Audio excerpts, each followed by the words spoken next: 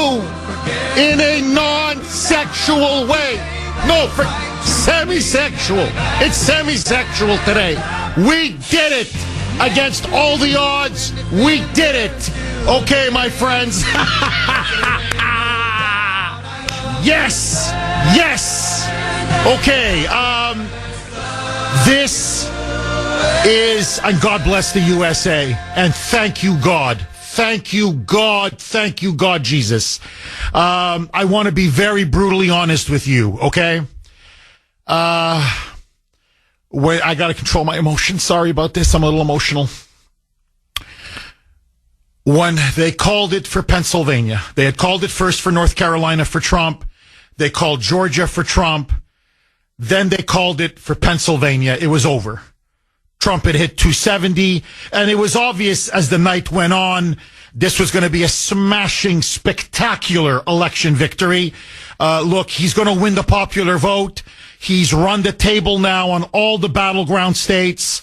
This is going to be one of the greatest victories in American electoral history, okay?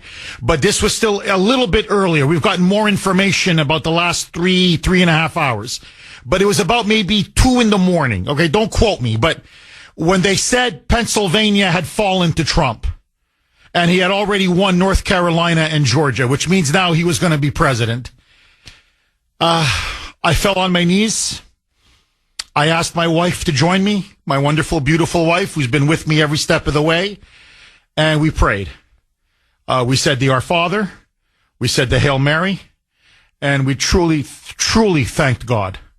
And Sandy said the same thing. She said, you know, when I found out last night in the middle of the night, this poor woman I don't think has slept in 24 hours.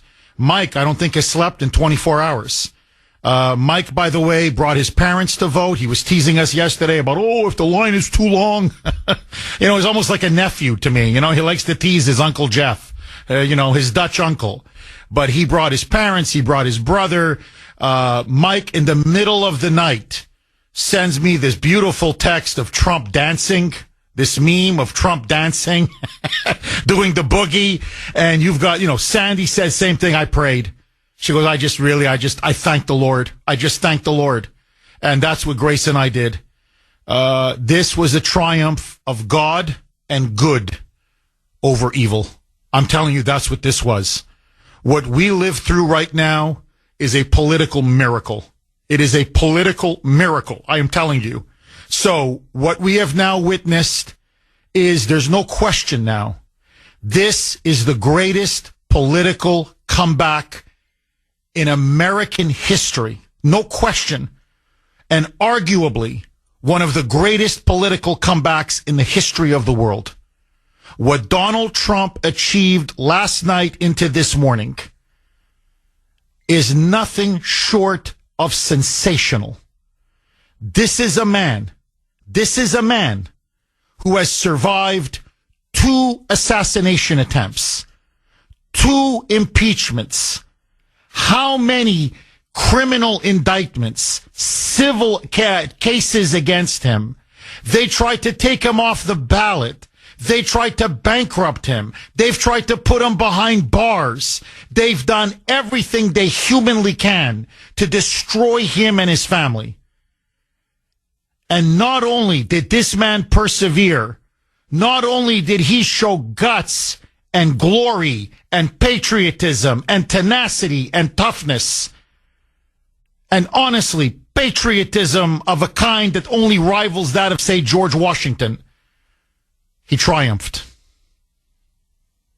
And he triumphed because of you. You, the great American people. You, the great audience of Kuhner Country. You are the reason why he is president, or will be president on January 20th, but why he was elected president of the United States last night. And I just want to tip my hat to every single one of you. You never gave up.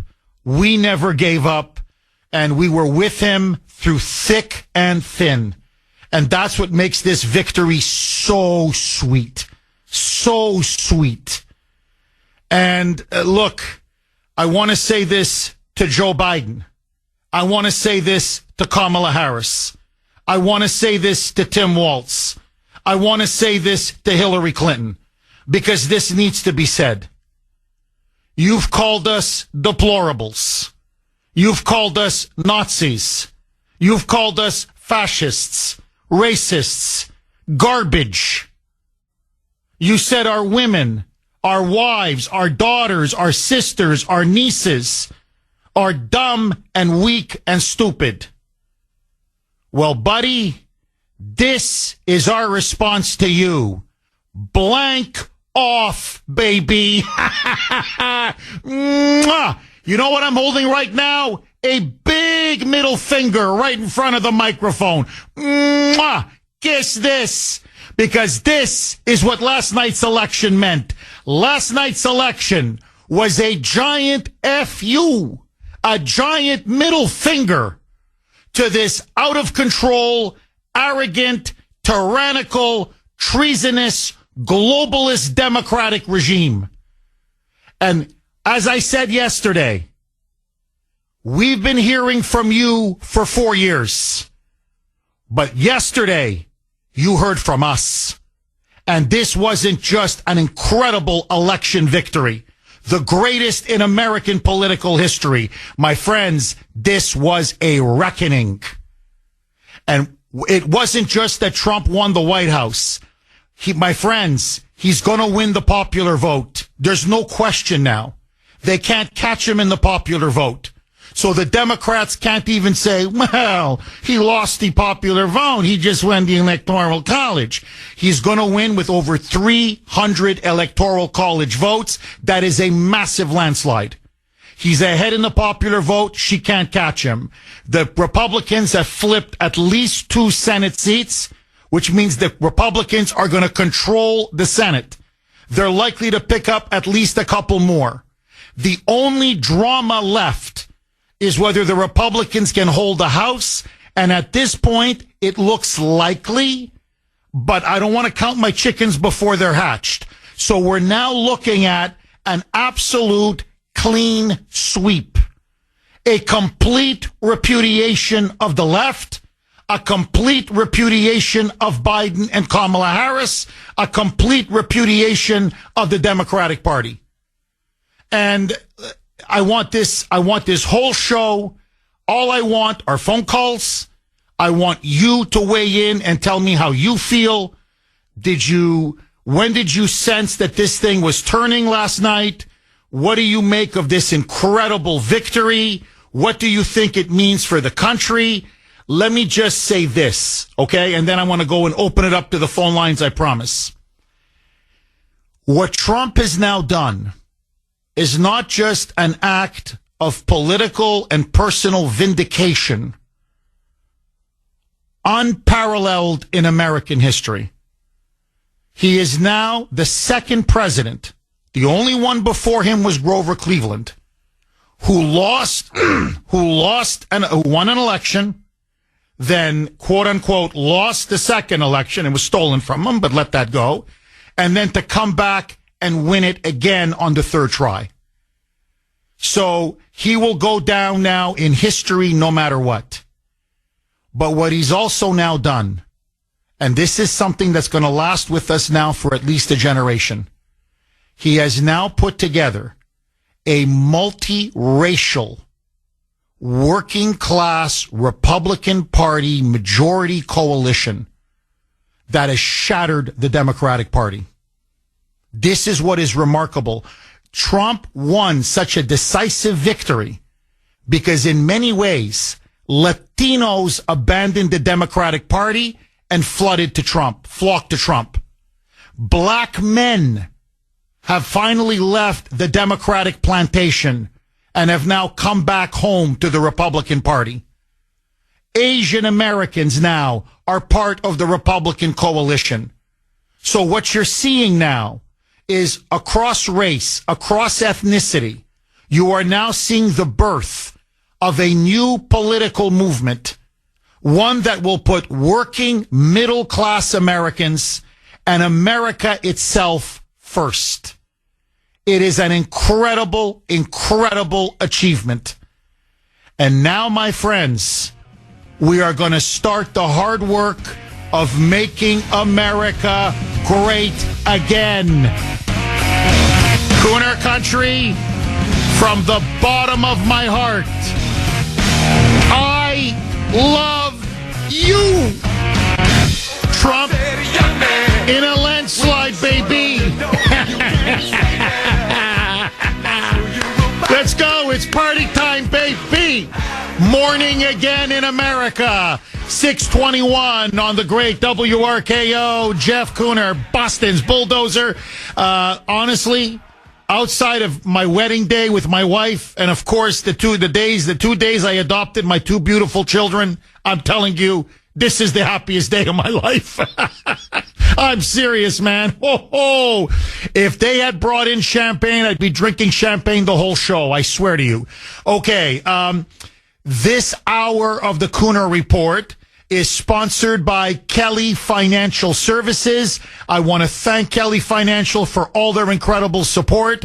617-266-6868.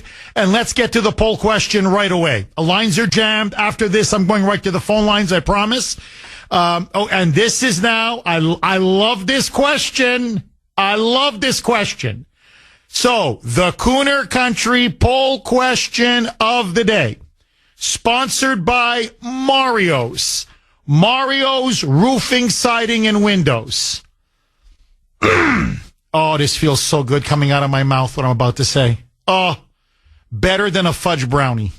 Better even than a Big Mac with extra sauce. Okay? This is, I'm telling you, this is ecstasy.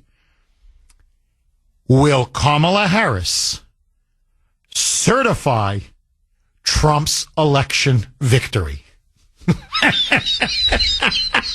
Let me ask all of you, Kuhner Country, please, all of you weigh in. Will Kamala Harris, now that Trump has won, it's over now, he has won, every major network has now declared him the winner. In fact, this is a landslide.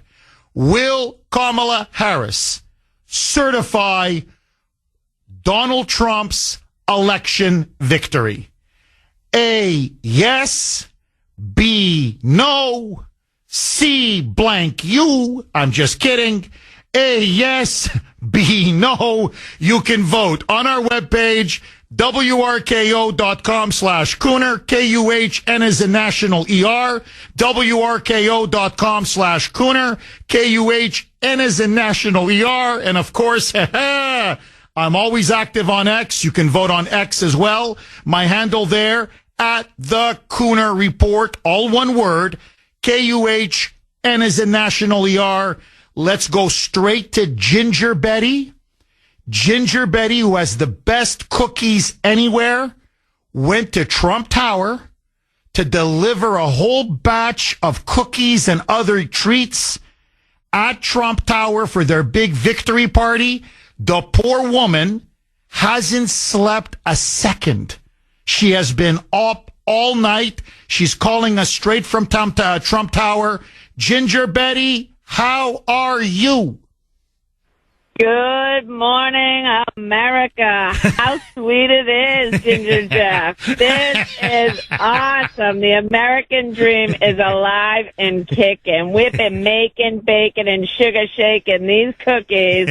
And what a sweet victory. Oh, my God. It was so fun. It was so electric, Jeff. These people, it's like, I don't understand how they can't see it. Everybody there at Trump Towers. I mean, from the guy outside at the door, I'm coming in with the traffic, and I'm trying to get down for the delivery, and there's a guy out there directing traffic with a Trump head on, and I mean, everybody's just having fun. It was unbelievable, unbelievable. Now, Ginger Betty, so they let you stay the night at Trump Tower? Oh, my gosh. Well, no, where I ended up staying, because I'm friendly with the chef over there, she said, Ginger Betty, you're coming to my house. So I am sitting in front of a church right now on Roosevelt Island, looking over at Manhattan, watching it wake up. It is amazing. And these people, I mean, I'm so impressed with the people that work for him. I mean, I just met her from sharing cookies, making friends the last few years. And I mean, it's such a family. It's such a family. And I'm sitting here, I couldn't sleep. I'm like, I woke up the frickin' hamster upstairs. I'm like, I got to get out of here. Now, I got to ask you, Ginger Betty, and all the celebrating last night, did you have a couple of glasses of champagne? Did you have a little drink? I had a couple of pops. But we were everybody sitting there watching the TV. Like, I mean, it was electric. There were cookies flying everywhere. And you deserve it. God. You deserve every bit of it. Ginger Betty, you have been behind Trump all the way. You go to the rallies. You give people free cookies. You went to Trump Tower. You've been absolute bedrock support, and your support for this show and the Kuhner Report. Can I tell you something, Jeff? Go ahead. Yes, please, Ginger Betty. Can I just tell you? So yesterday, I was cracking up from Boston to New York. I said, Ginger Donald had such a rough, go. I mean, he's just been at it on the campaign trail. I took him to City Island. We hit a bucket of balls together. I took him to the park. Oh, my God. I was sharing cookies, making friends with everybody. I said, God bless you. Honestly, Ginger Betty, I want to thank you from the bottom of my heart. Everybody out there, please go to gingerbetty.com. Gingerbetty.com. Best cookies anywhere, and you're supporting one of our own. God bless you, Ginger Betty. Trump pulls off one of the most spectacular political comebacks in American history, and it looks like he's going to sweep the table. Every single battleground state. He has one North Carolina, one Georgia, one Pennsylvania.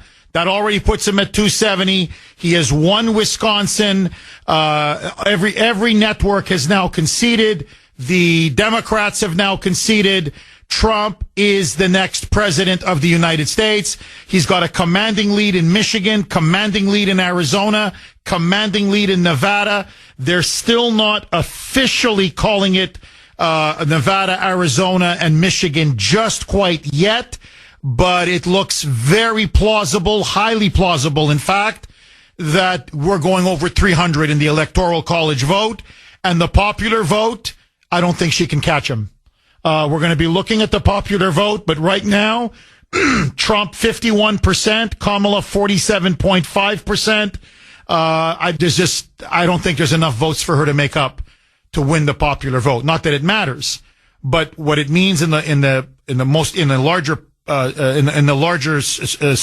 framework of things, in the larger sweep of things, is it's a full mandate. He won on every count. So he beat her in the battlegrounds. He beat her in the swing states. He beat her in the Electoral College, and he beat her in the popular vote. It is a thorough, decisive defeat and repudiation of the Biden-Harris regime and, frankly, of liberalism. 617-266-6868. Okay, Mike, let's go to Mark in Medford. Mark, on this historic day, you are the first caller to kick us off. Go ahead, Mark. Yes, in the words of Ronald Reagan, and I'm going to change it a little bit, but Donald Trump tore down that blue wall, baby.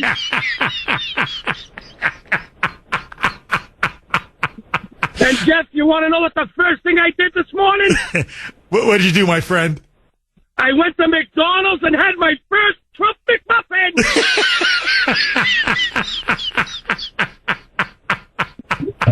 Jeff, I sent you messages last night.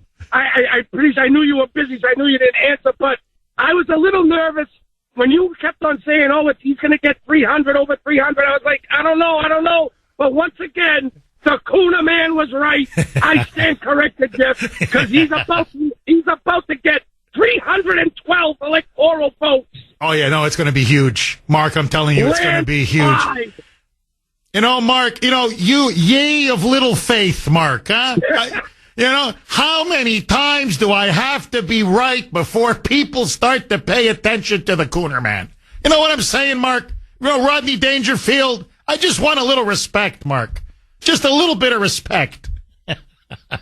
We all love you and are not my friend. Mark, buddy, let me ask you this. Look, it's a great day. I want everybody to celebrate. We so deserve it.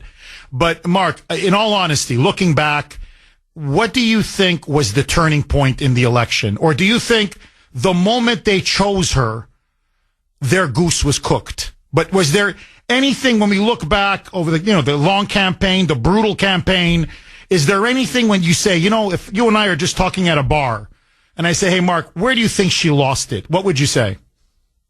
As soon as she opened her mouth. Yes, I mean, seriously, when you think about it, the woman could not answer a single damn question on what she was going to do, how she was going to do it. And the American people said, I'm sorry, but I just can't vote for somebody that's just blowing smoke out of her ass and tell me, it's raining when she's peeing on my leg. It's just not going to happen. Mark, honestly. And you know what, Jeff? The American people and the good Lord have spoken. Amen. Amen. Mark, as always, outstanding call. Drop the mic. Mark, thank you. You've been incredible the whole campaign. And I want you to keep calling. You're one of our best callers. Mark, God bless you, my friend. Heather in Rockland. Thanks for holding, Heather, and welcome. Hey, Jeffrey. What a beautiful day. What a beautiful day. I'm beside myself. Beside myself. We had the watch party last night with the Front Street Bridge people. I was talking to Tony from Florida. We were just we're just on top of the world today. Heather, brutally honest, okay? Brutally, and like in the confessional, as I like to say, you're bearing your soul now. Did you have any doubts, or were you 1,000% certain that Trump was going to pull it off? I pretty much thought he was going to pull it off. I really didn't have any doubts last night, really. I really didn't. The numbers were coming in. The numbers were looking good. There was a few questions I was asking, some of my friends. I was asking Holly, I was asking Tony. I'm like, why hasn't Pennsylvania come in? And Tony was like, it's a little early, I think he's got it. And I was like, all right, and so, but when I saw the numbers, I was just like, I think he has us. And like I've said all along, divine intervention. The day he won this election was the day they tried to kill him. That is, in my opinion, that is really the day he won the election. I believe it in my gut. I'm so happy you said that, Heather. Really, it's incredible how we all think alike, because on that day, and he was saved, and they just tore a piece of his upper ear off. Honestly, I said this to Grace. In my pit of my stomach, I said it to my children. I said it to my sister. I said, I'm telling you, the Lord saved him to win in November. And, they're like, are you sure? I'm like, I'm telling you, this was the hand of God saving him because he needs him to turn our country around. And from that, I was very confident that he was going to win before that. Once I knew he was going to destroy Biden. But the way they bungled the whole, overthrowing him and anointing Kamala, and her convention was horrible. And as Mark said, she was just bombing whatever little interviews she was doing. She was so horrible. So I was really confident. But honestly, that day on that field in Butler, Pennsylvania, to me, the Lord spared his life. From that moment on, I had I was absolutely rock solid 1,000% confident. I was just unflinchable. And this is what Grace kept saying for the last couple of months. She goes, how come you're just so damn certain? I'm like, I'm telling you, I can feel it. It was the hand of God. God is going to triumph now. God has picked his avenging angel, and it's Donald Trump. And that's why I just knew he was going to win. I kept saying, even yesterday, and people were like, hey, I get it. Look, hey, they stole it before. They can steal it again. And I kept saying, no, not this time.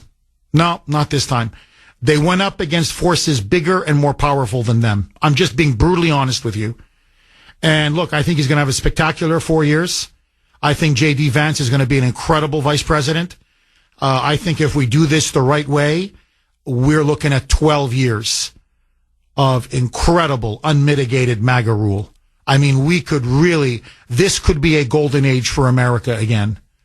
So, Heather, I'm with you. To me, that was the watershed. When they couldn't kill him in Butler, I said, this man, now he's going to win the White House. I guarantee it. Heather, final word to you. I say one other sign that I took yesterday from God, the weather. I know it sounds crazy, but how it was such a beautiful day. And I mean, and I said to my friend Donna that I picked up from the bridge, I said, what a beautiful day. And she's like, yep. She's like, these people, she's like, people that have to wait in line, at least they're waiting in good weather. And I said, yep, this is God's plan. He's winning in this. I said, I know it's crazy about the weather, but I just felt it too when I thought about the weather yesterday. I know that's kind of crazy, but yeah. Heather, God's thank plan. you for everything that you've done. You and all those wonderful patriots and your standouts, everything you've done, everything. Your unshakable support. Heather, this is our victory. Enjoy it. We should all enjoy it. We did it. All of us together. We really did it. Heather, thank you so much for that call. God bless you. 617-266-6868 is the number. And let me and Mike can attest to this. I'm leaving yesterday after the show. Mike says, hey, could you come in? He wants to talk. And, Mike's, he's 26 years old and he's like, are you sure Trump's going to win?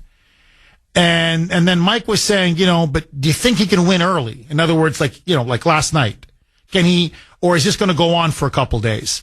And, Mike can testify to this. I said, look, Mike, if you asked me yesterday, I'd say it's 50-50. It may go on for a day or two. But when I saw the long lines in Pennsylvania, down the street, around the church, I mean, as far as the eye can see, because it's Republicans who turn out on Election Day, much more than Democrats. I said, Mike, listen to me. He's going to take North Carolina. He's going to take Georgia. And he's going to take Pennsylvania. And by tonight, we're going to know that Trump is the victor. I said, I can't pledge for Wisconsin or Michigan. But he wins those three. It's good night, Irene.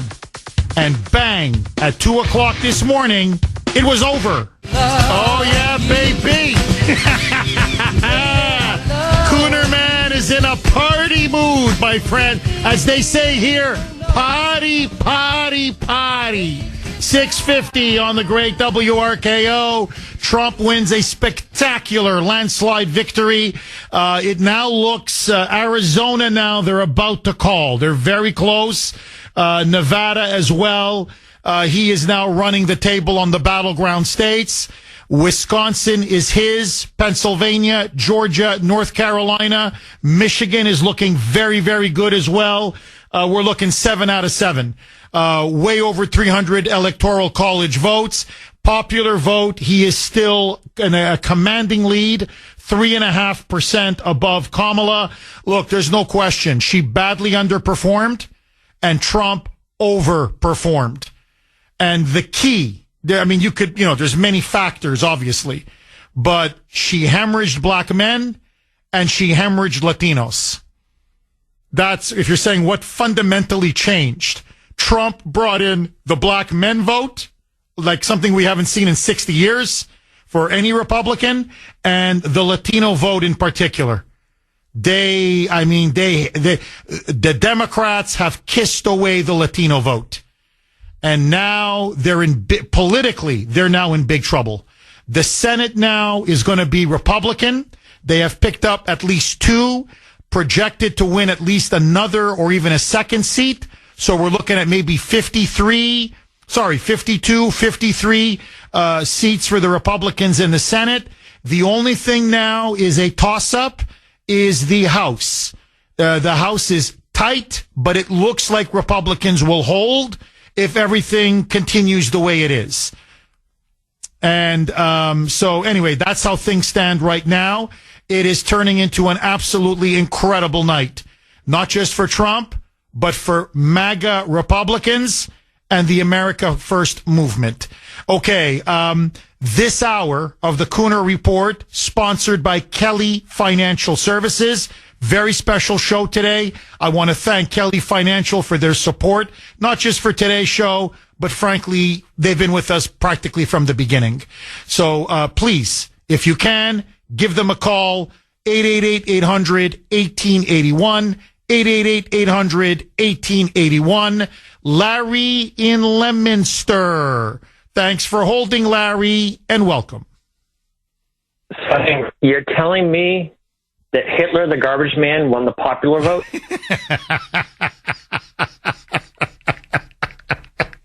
Larry, we garbage people. We did it. We did it. Right? Larry, we took out the trash, my friend. Jeff, before we get started, it's a sad morning.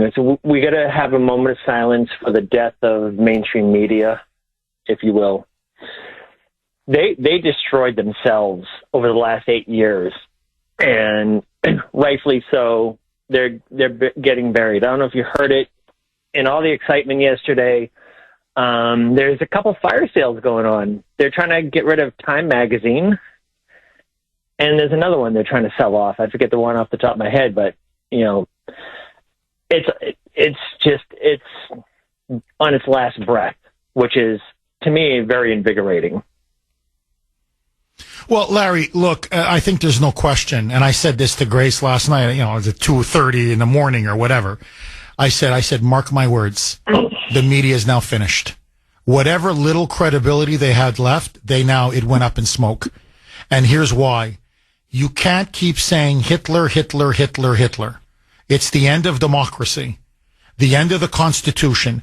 Oprah Winfrey on Monday, with Kamala Harris standing 3 feet away from her, with the full approval of Comrade Kamala, told a room in a rally, said to all the women, if you don't vote for Kamala Harris tomorrow, if she loses, this will be the last time women will ever be able to vote in America.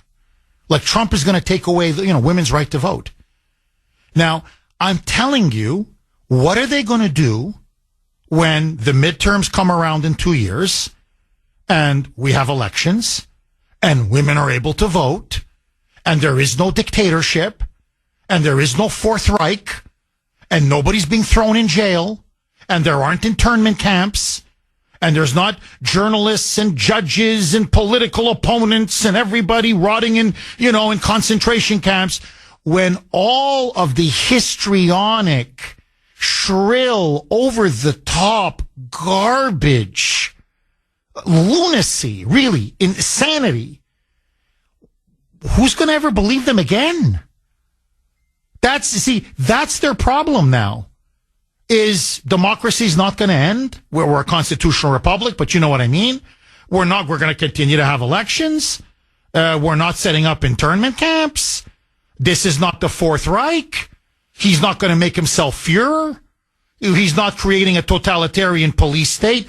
Like they just so discredited themselves by frankly coming across as absolute idiotic buffoons.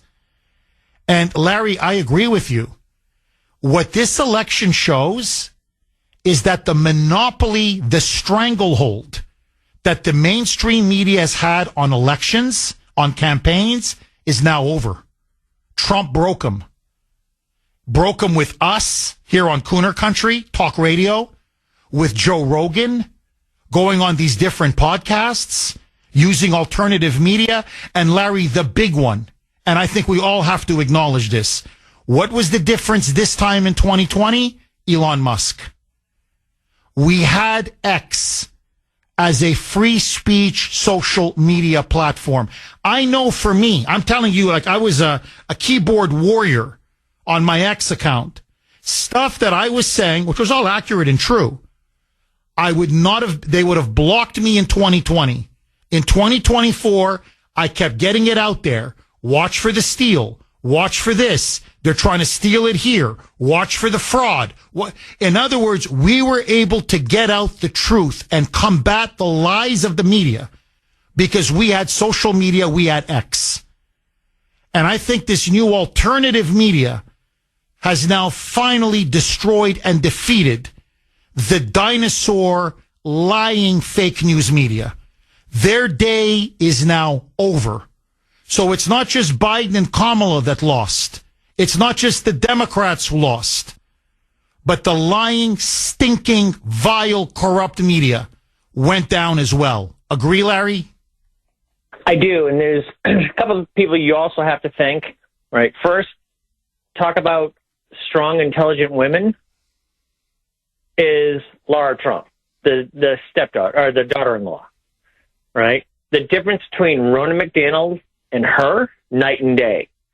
I don't know if you caught that yesterday. There was a county, a critical county in Pennsylvania that was ready. They tried saying, "Oh, we're going to stop counting and come back." She was on it, and they threatened to sue because that is the law. You cannot leave. They're going to break the law and leave. As soon as they hinted that they were going to sue them, okay, we'll continue counting. Night and day. Also, with the new media, when I call the new media, is like you said, Theo Vaughn, Joe Rogan, the podcast, Andrew Schultz even. Thank Barron Trump. He listened to his, 19-year-old kid now? Think about it. Would you take advice from a 19-year-old on a political campaign? And Trump did. And he went and he got on all these podcasts because Barron said, this is what my generation is listening to. You want to reach everybody? Go on these shows, Dad. And he said, okay. And he did it. And that resonated because they couldn't shape it around how they wanted to on regular mainstream media. And it humanized him. It showed who he really is. And I do want to say, I do celebrate all we want, but just I'm asking Kuhner's country, use an air of caution over the next 2 months. There's hints of riots last night in Washington, and they're going to be angry for the next 2 months leading up to the new installation of Trump. So just when you're out and about, wear your gear, be proud, but be vigilant and know your surroundings. We don't want anyone else hurt. No, very good advice, Larry. Yeah, no, wear your gear, wear your hat, wear your shirts. Please always show your pride, but just, keep your eyes around you, your ears open, your eyes open. Be very aware of your surroundings because there are some really crazy moonbats out there and they are taking this very hard. I mean, they're losing their minds. You got to see some of the reactions on social media. I mean, they're talking about drinking Drano, and you should see them. I'm like, guys, relax. Enjoy the low inflation. Enjoy the low crime. Enjoy the booming economy. Like, relax.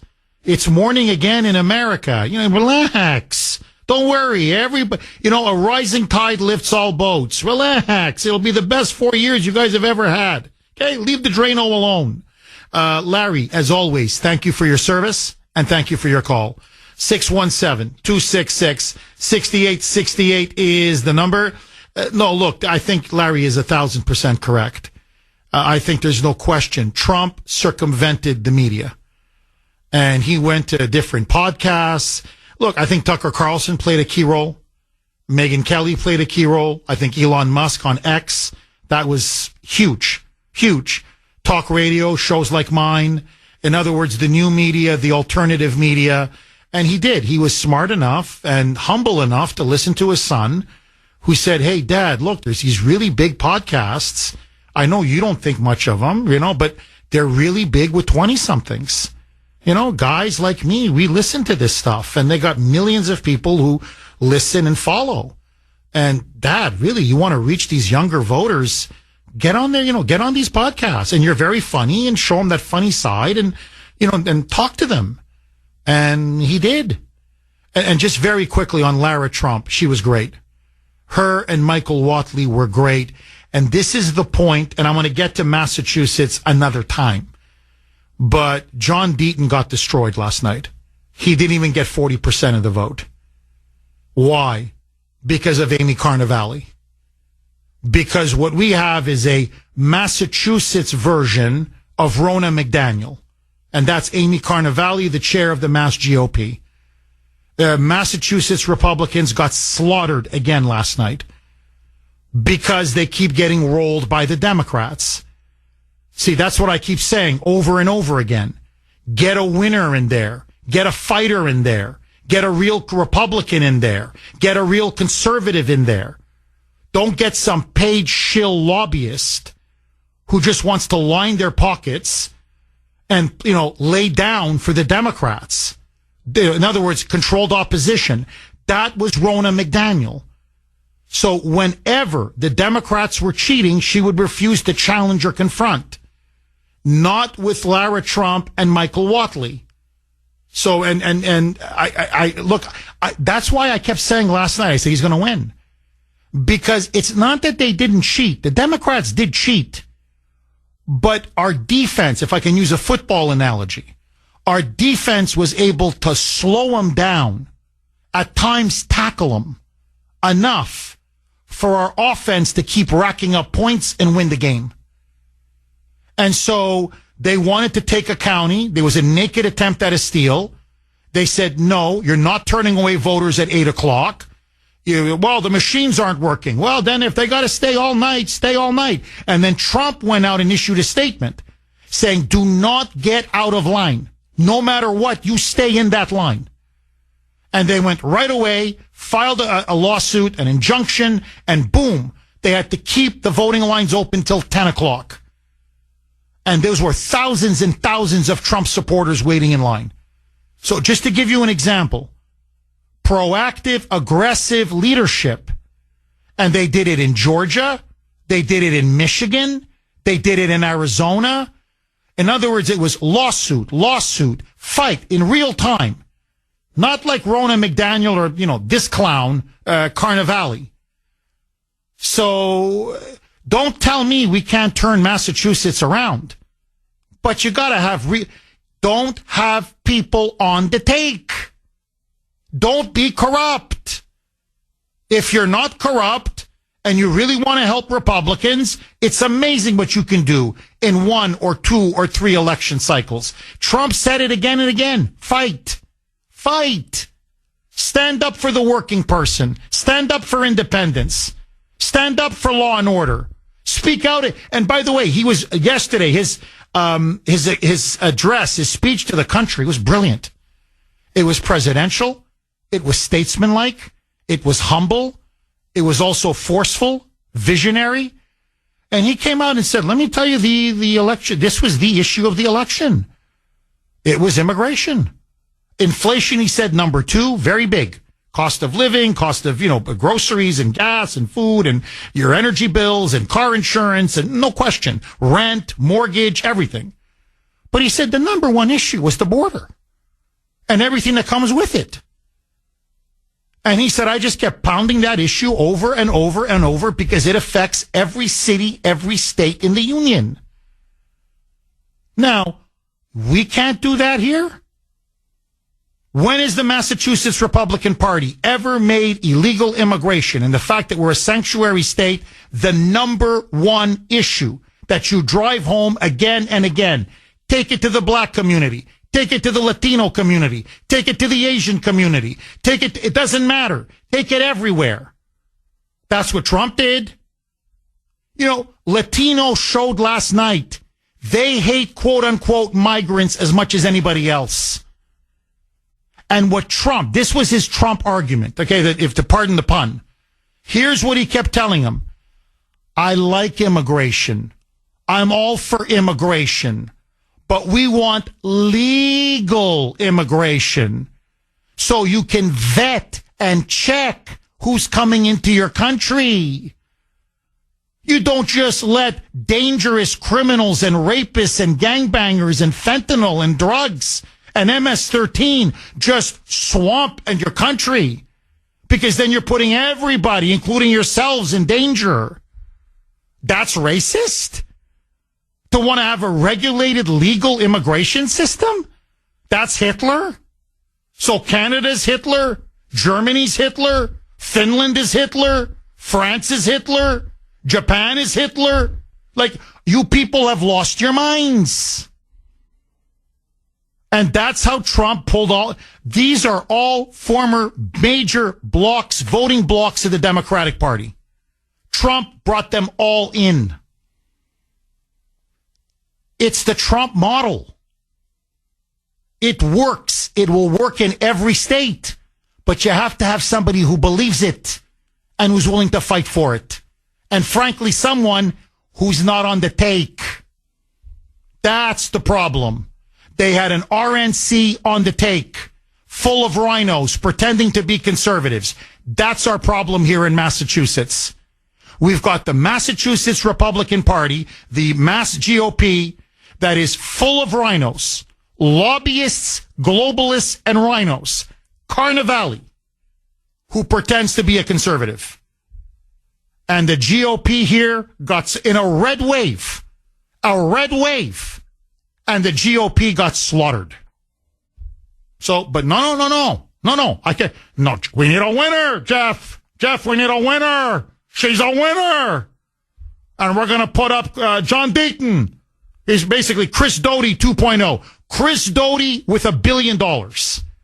He's got money. We need money, Jeff. It's all about the cash. Yeah? Well, Deaton got slaughtered. Got massacred. Didn't even get 40% of the vote. I'm not dumping on the guy. I'm just stating the facts.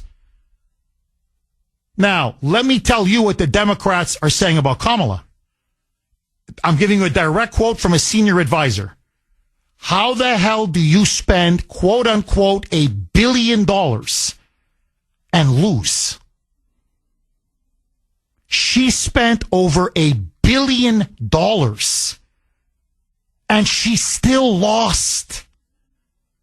They outspent Republicans 10-1. They had a much bigger war chest. So apparently, it's not the money. Money helps, of course. It buys ads, it mailers. Of course, I'm not a stupid, naive man. But it's the message.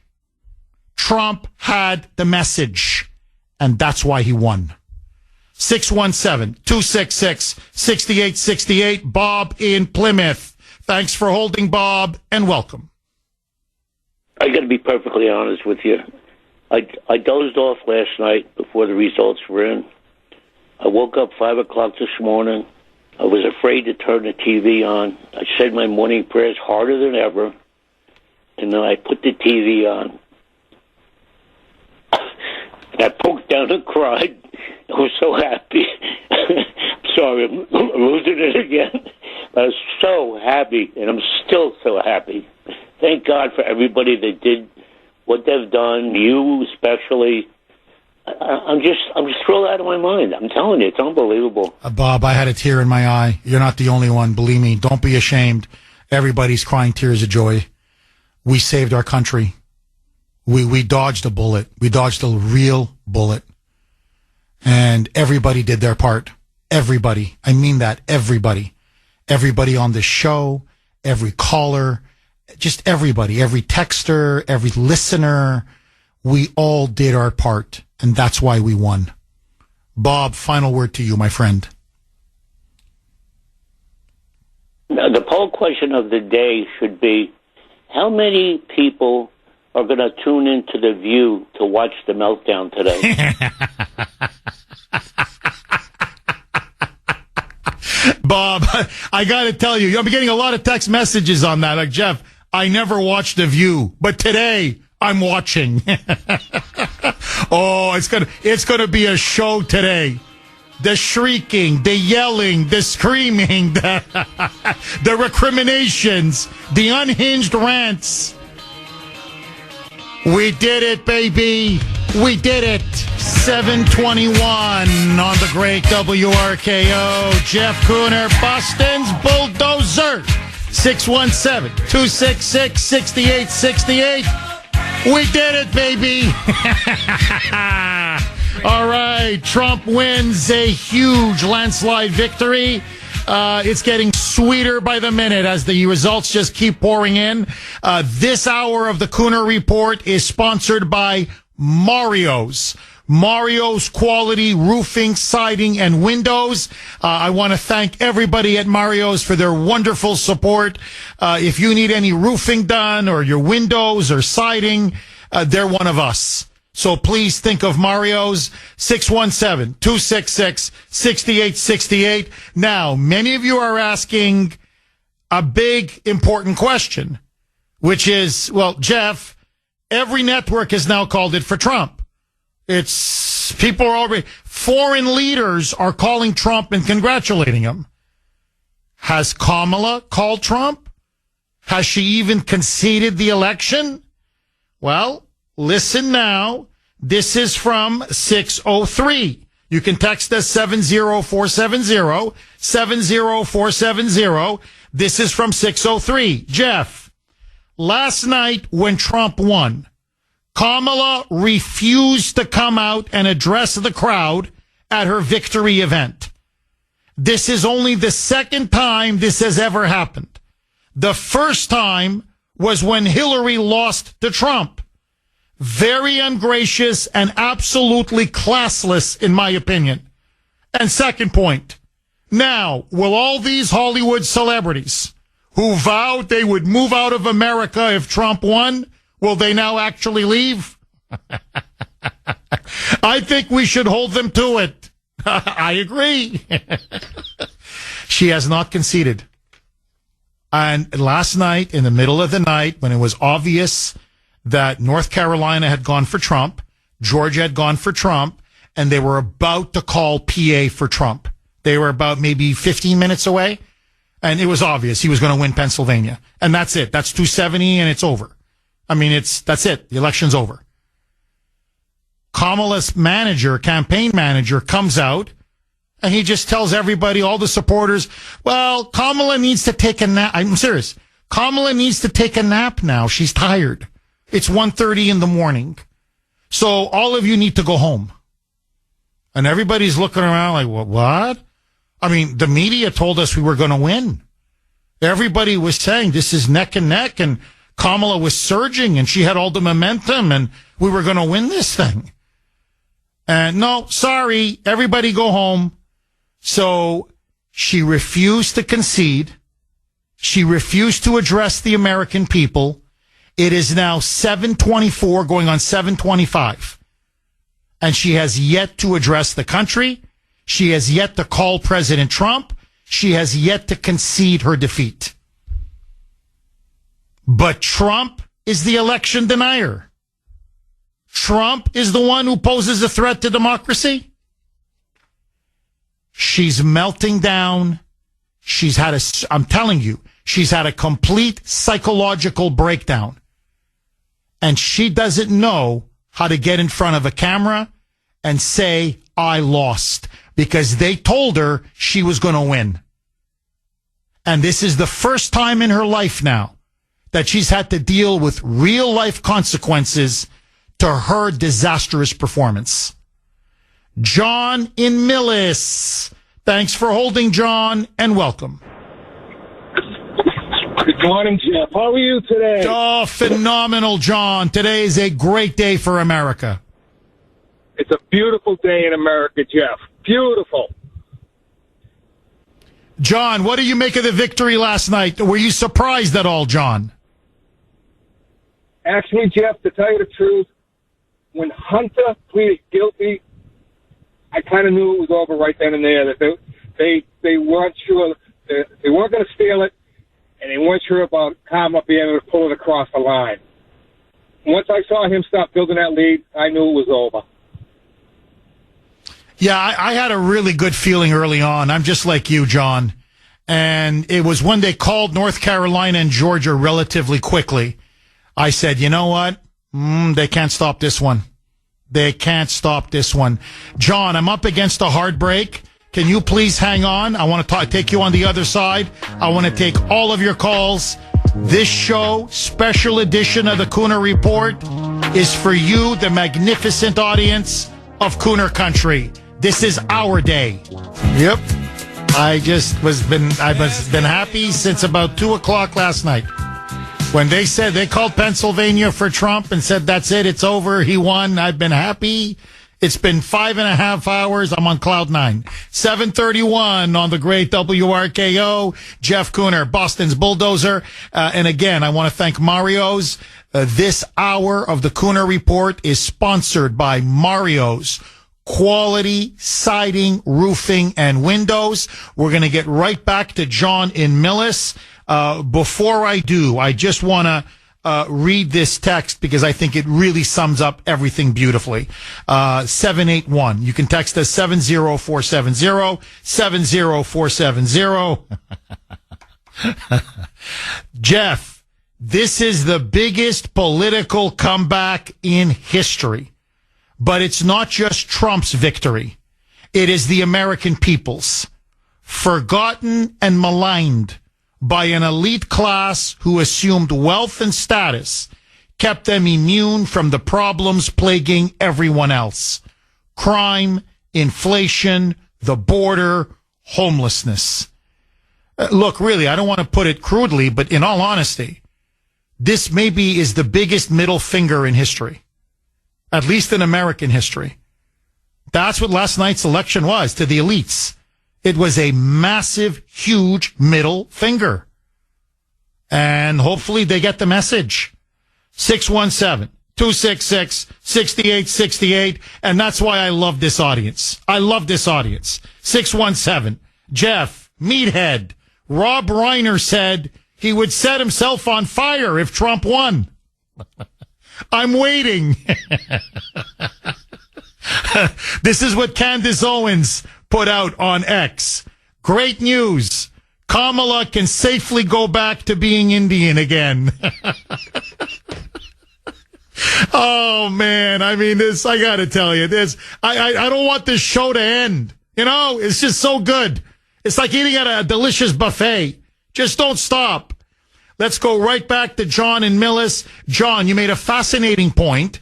You said, Jeff, I knew the game was up when Hunter pled guilty, took that plea deal, pled guilty, that they knew they were in big trouble, that they knew that they couldn't secure another term either for Biden or whoever would come after him. And that's when you sensed that Trump was going to win it. John, please pick up where you left off.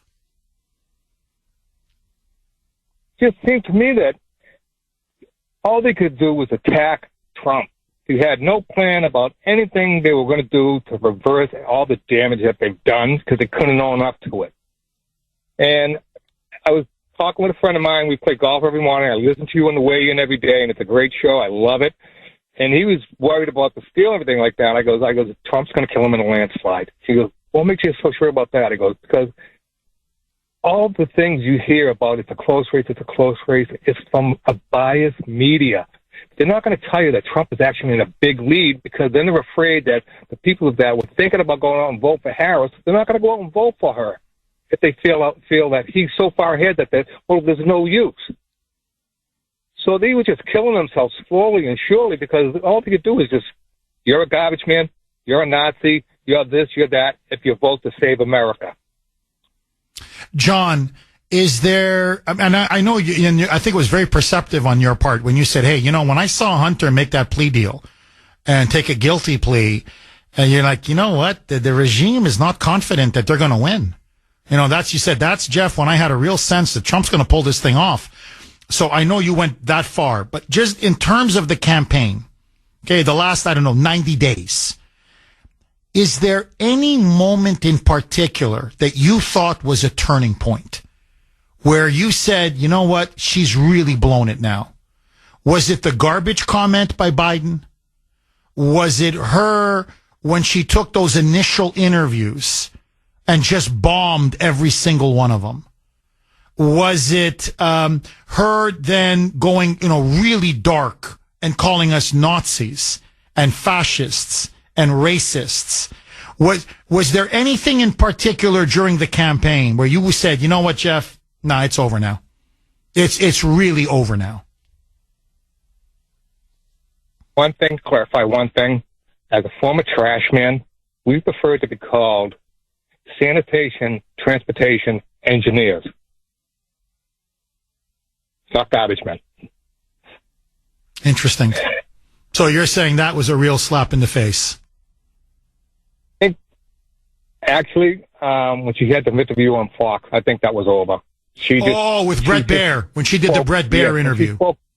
She spoke in circles and was, I'm not done talking yet, when she was just speaking in circles, not answering any questions like that. I mean, she just blew it right then and there. She went, like the whole world, everything saw it right then and there. Interesting. John, thank you very much for that call. Really good call. I gotta say that I think when you look back, I mean, you could point to several moments, right? But that interview with Brett Baer, I mean, that really unmasked her. And, and again, I'm not putting down Brett Baer. Really, I'm not. It's not like he asked, I don't know what, he ambushed her or super tough questions. He just asked ordinary questions, obvious questions. And so the media, by coddling her and shielding her and protecting her, ironically, they thought they were helping her. It's like a fighter that you just, you keep putting him in fights where the other person keeps laying down. Every fight is staged. It's rigged. And you finally put him in front of not even a great fighter, just an okay fighter. They're not ready to fight.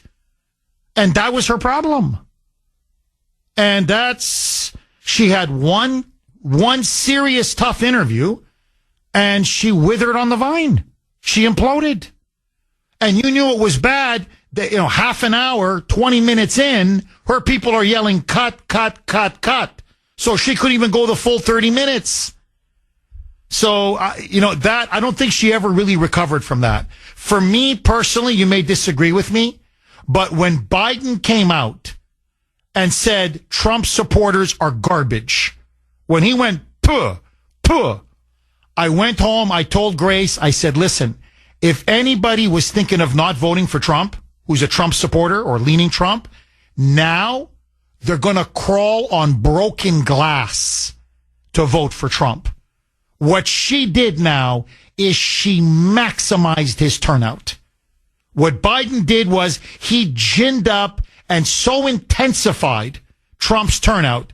That's why they were waiting in Pennsylvania, for example, for hours around the block, around the church. I mean, it just went on.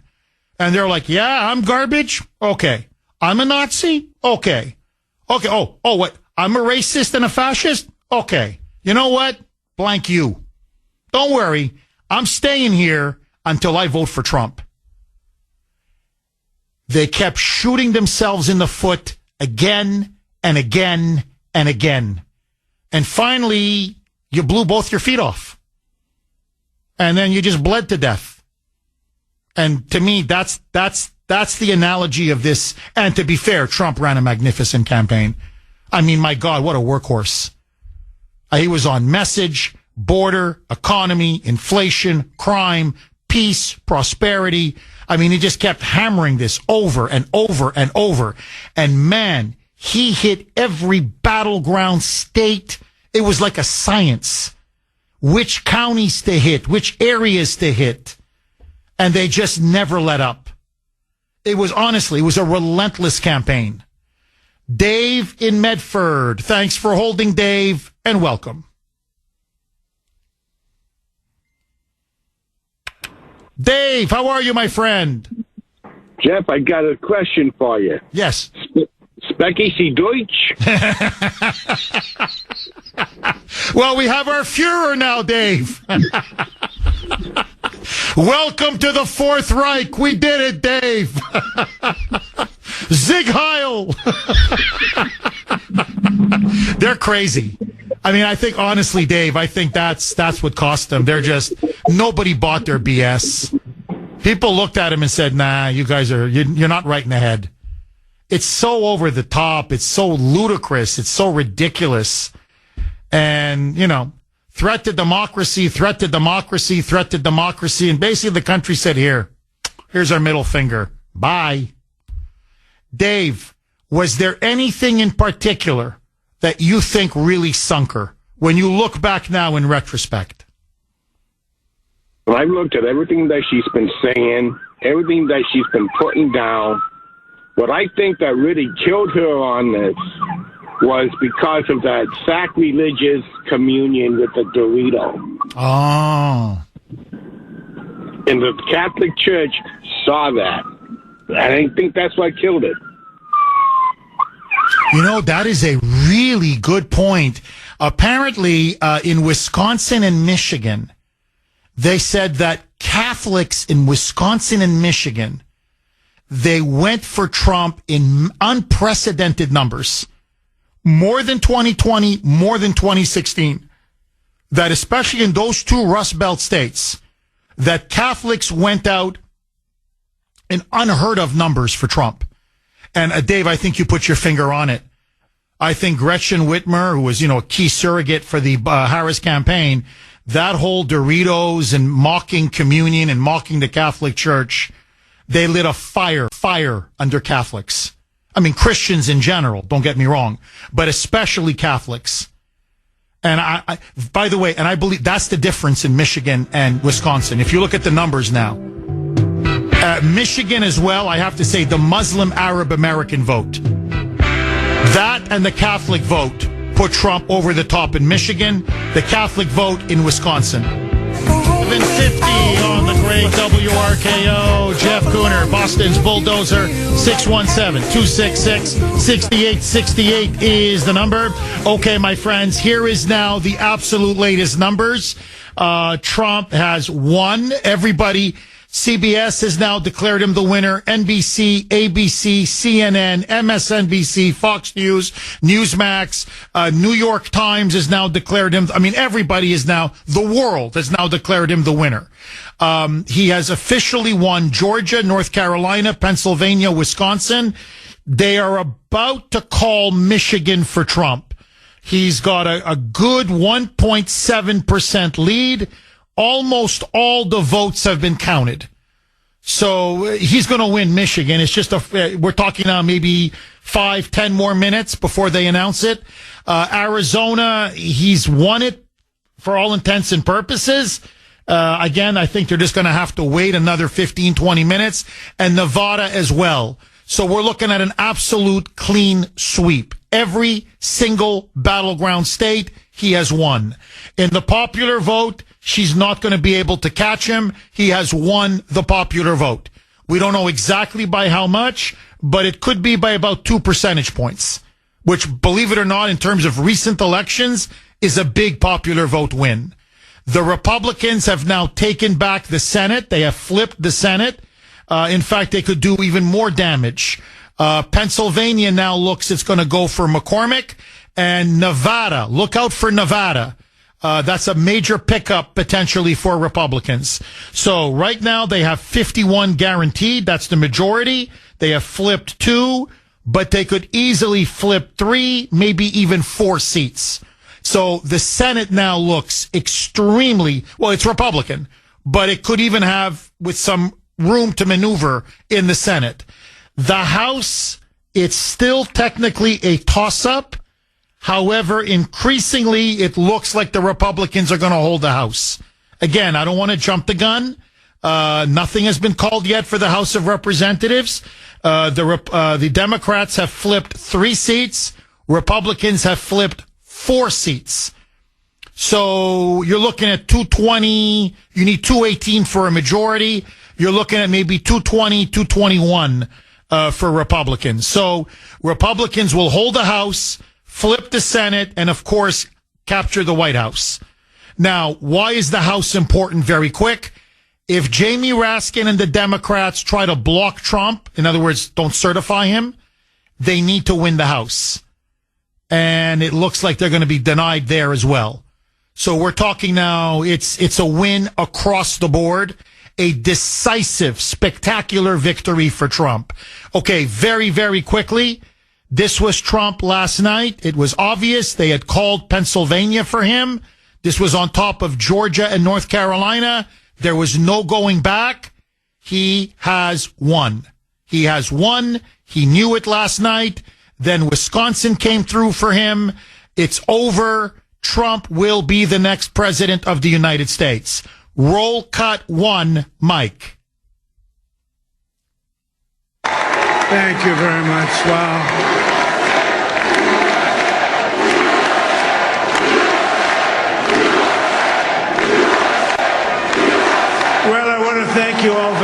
much. This is great. These are our friends. We have thousands of friends in this incredible movement.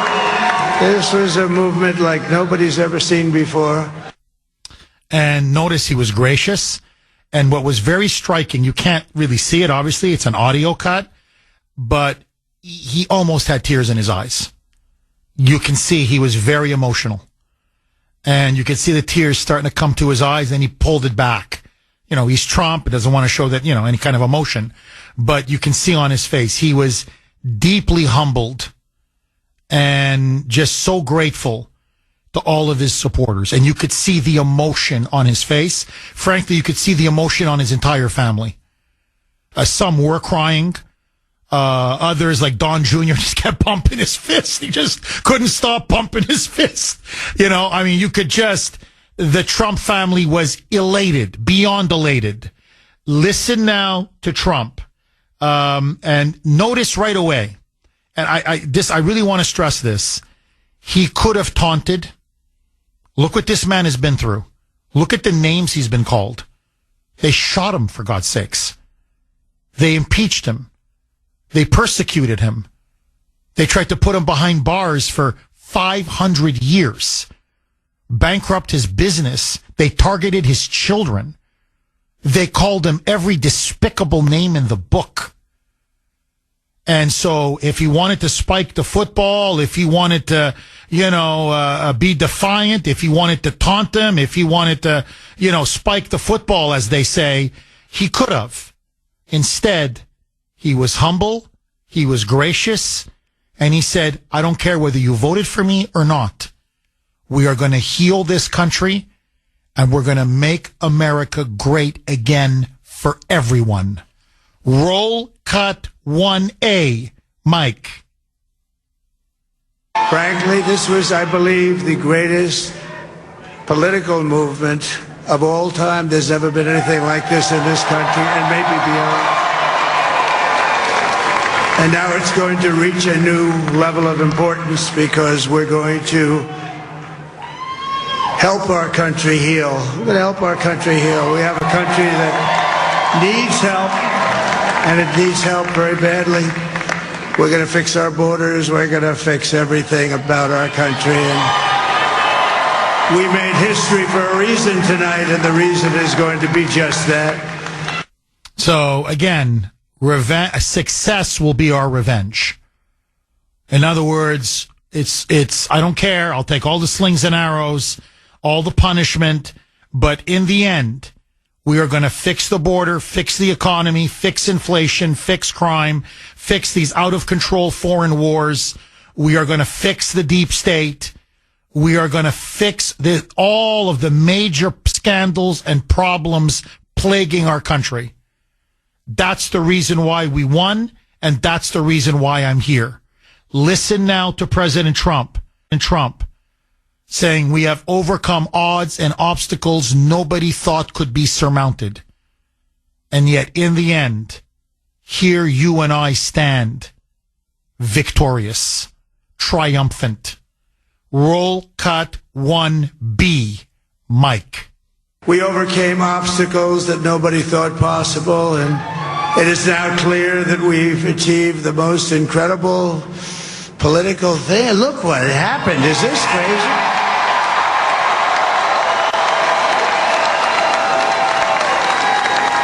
But it's a political victory that our country has never seen before. Nothing like this. He's completely right. Really, this is the greatest comeback, political comeback in the history of the United States. And I'm telling you, probably world history. This is the stuff of legends. And his critics now can no longer deny that. You threw everything at him. You threw everything you possibly could. He took all of your best shots, everything you had and more, and he still beat you. He still beat you. Listen now to President Trump. And to me, this was, I think, the moment of the night where he said, I will now be your 47th president.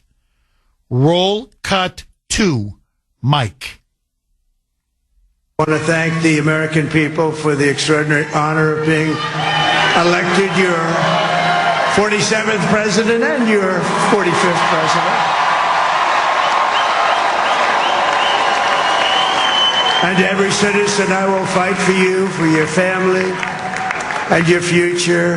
Every single day I will be fighting for you, and with every breath in my body, I will not rest until we have delivered the strong, safe, and prosperous America that our children deserve and that you deserve. It was a noble speech. It was a magnanimous speech. It was a classy, statesman-like speech.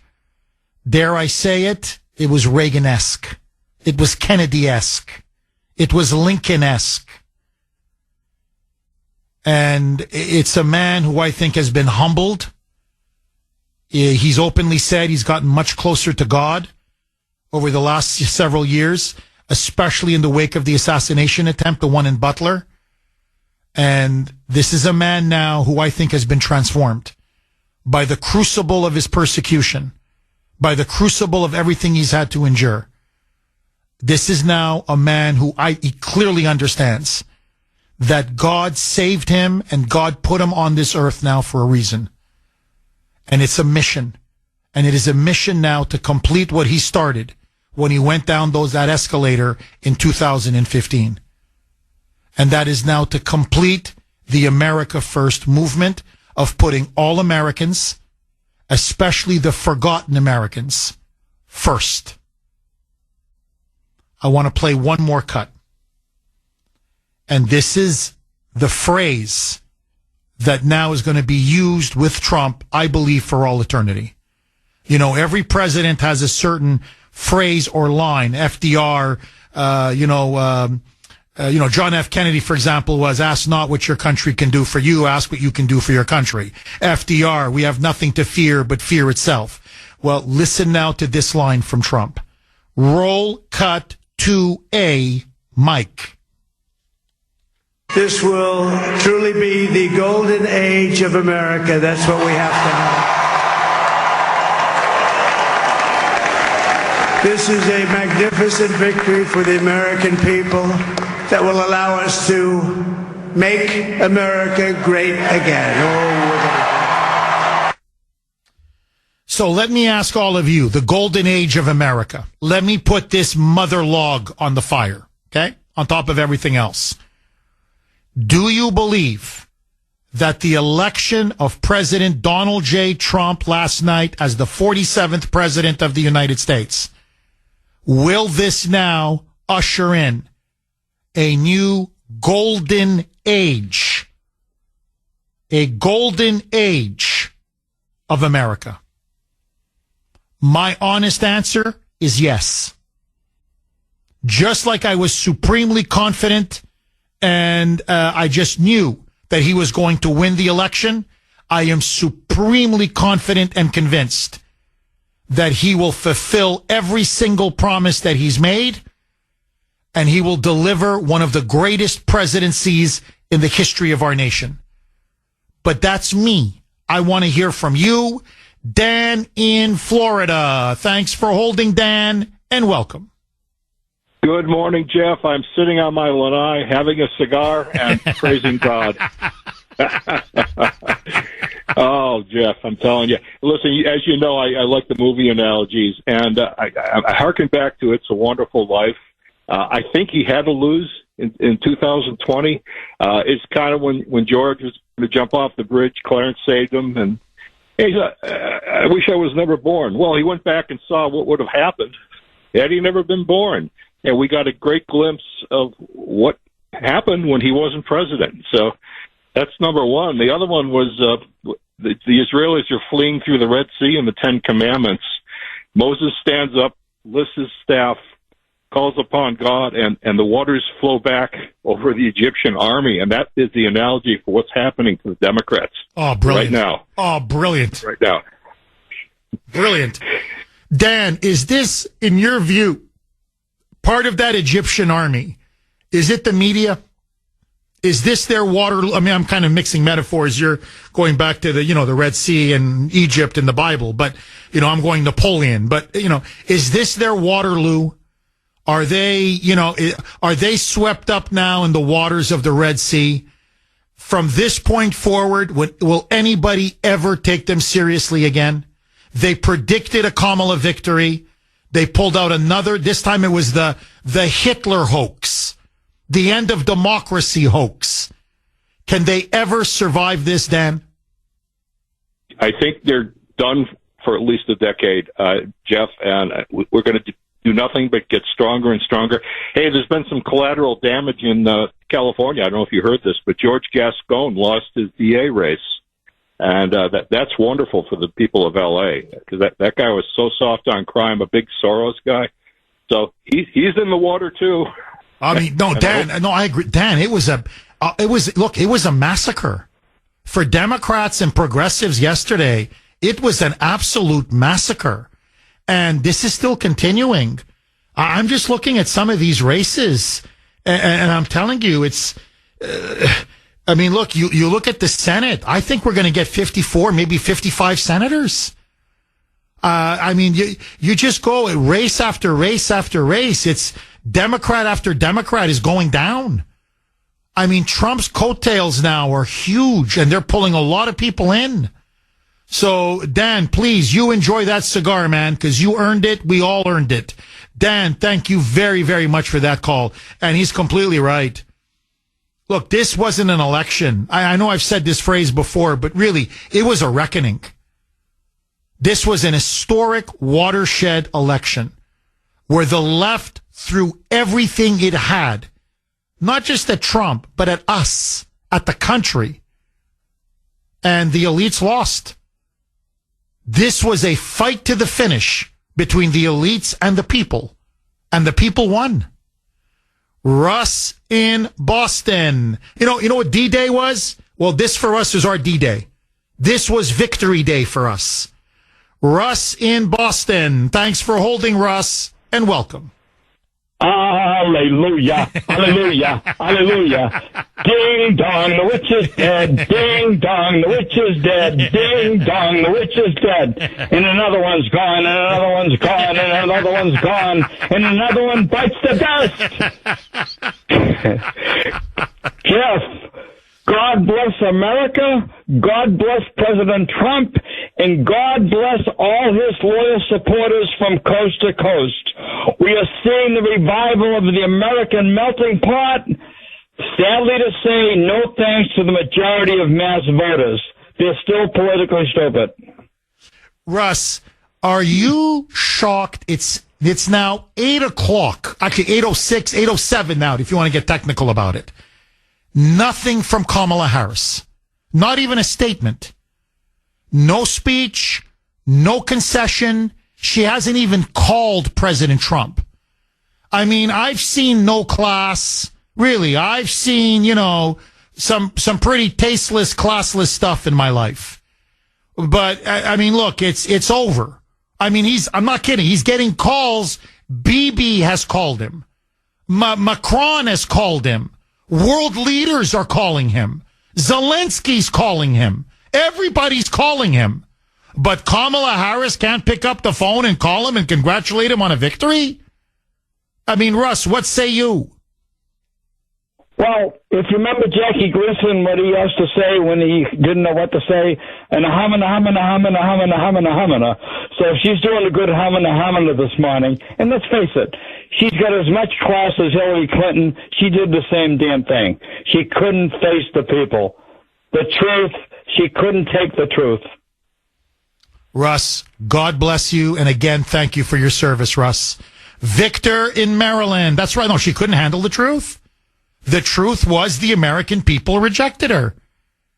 And honestly, she's got no one to blame but herself. She ran a god-awful, one of the worst campaigns in America, maybe the worst campaign in American history. She should be and this is what I mean. When you keep elevating people above their capability, above their merit, above their capacity, this is eventually what happens.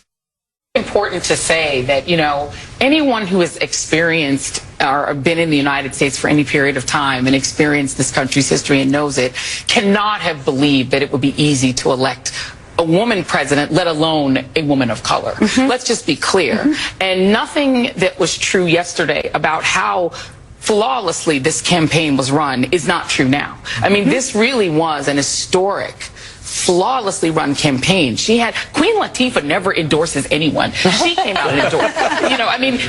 She had every prominent celebrity voice. She had the Taylor Swift, she had the Swifties, she had the Beehive. Like, you could not have run a better campaign in that short period of time. And I think that's still true. And she still lost. By the way, that's Joyless Joy Reid on MSNBC. We're going to be interspersing cuts throughout the rest of the show. It's the mainstream media, the corporate media melting down. Oh, MSNBC. No, I thought legitimately they were going to start blowing their brains out. Yeah, exactly, Sandy. Well, you're not going to vote for whoever Queen Latifah doesn't vote for. Are you kidding me? Oh my, Sandy, I didn't know. Well, if Queen Latifah had endorsed Harris, I would have voted for her. Oh my God, I missed the memo. See, this is how disconnected and out of touch they are. There you go. Yeah, how dare you cross Taylor Swift and Queen Latifah? How dare you cross them? So, you mean, what, Taylor Swift worth $1.3 billion? I'm sorry, I didn't know that she had endorsed Kamala. Oh, I'm so sorry. Kamala Harris spent $1 billion, her campaign, $1 billion. Nobody has ever spent that much money. All of Hollywood behind her, all of the media behind her, all of the Democratic machine behind her, Wall Street behind her, outside of Elon Musk, big tech behind her, Silicon Valley behind her. She had everybody. The elites were the rhinos were with her.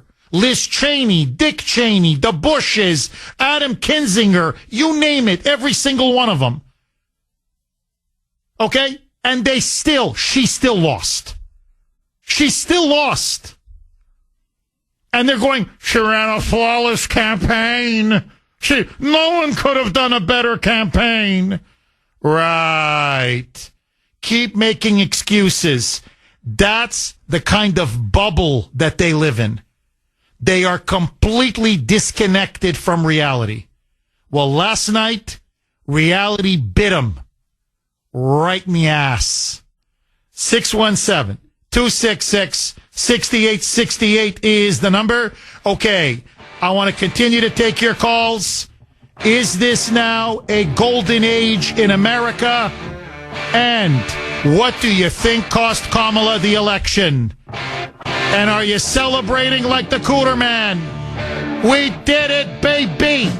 822 on the great WRKO. Jeff Kuhner, Boston's bulldozer. Cleaning up today, it's the mother load, the liberal bull. Okay, this hour of the Kuhner Report special show today, obviously, brought to you by Kelly Financial Services. Okay, here is now the absolute latest.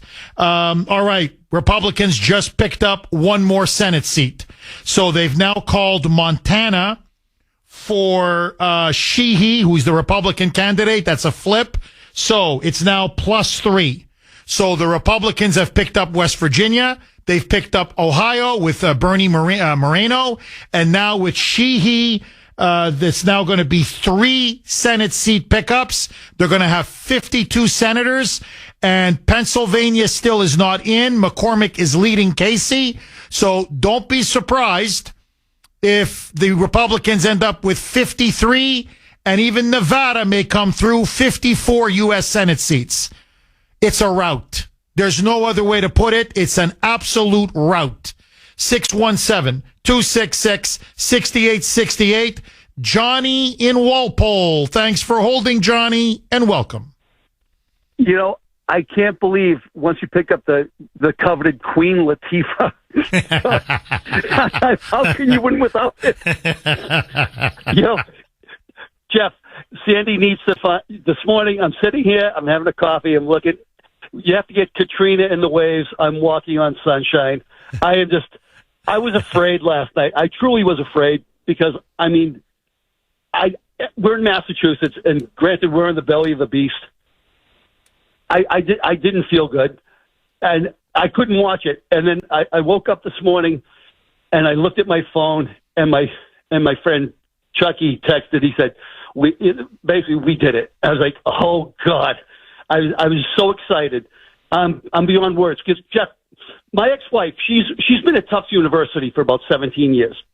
And so she's around the academia crowd.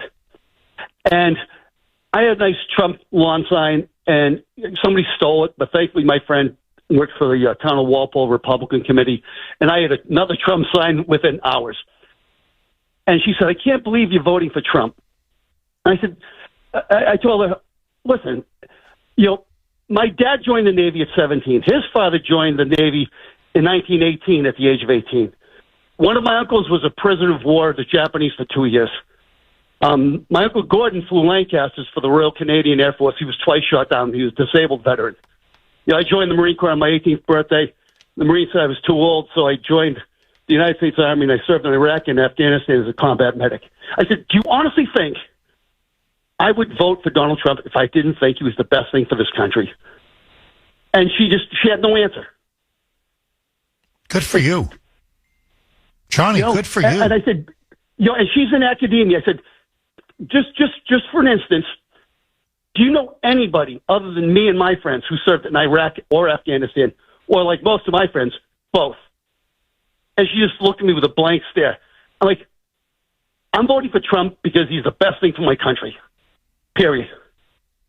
And, that's it. I can't, I have no other explanation.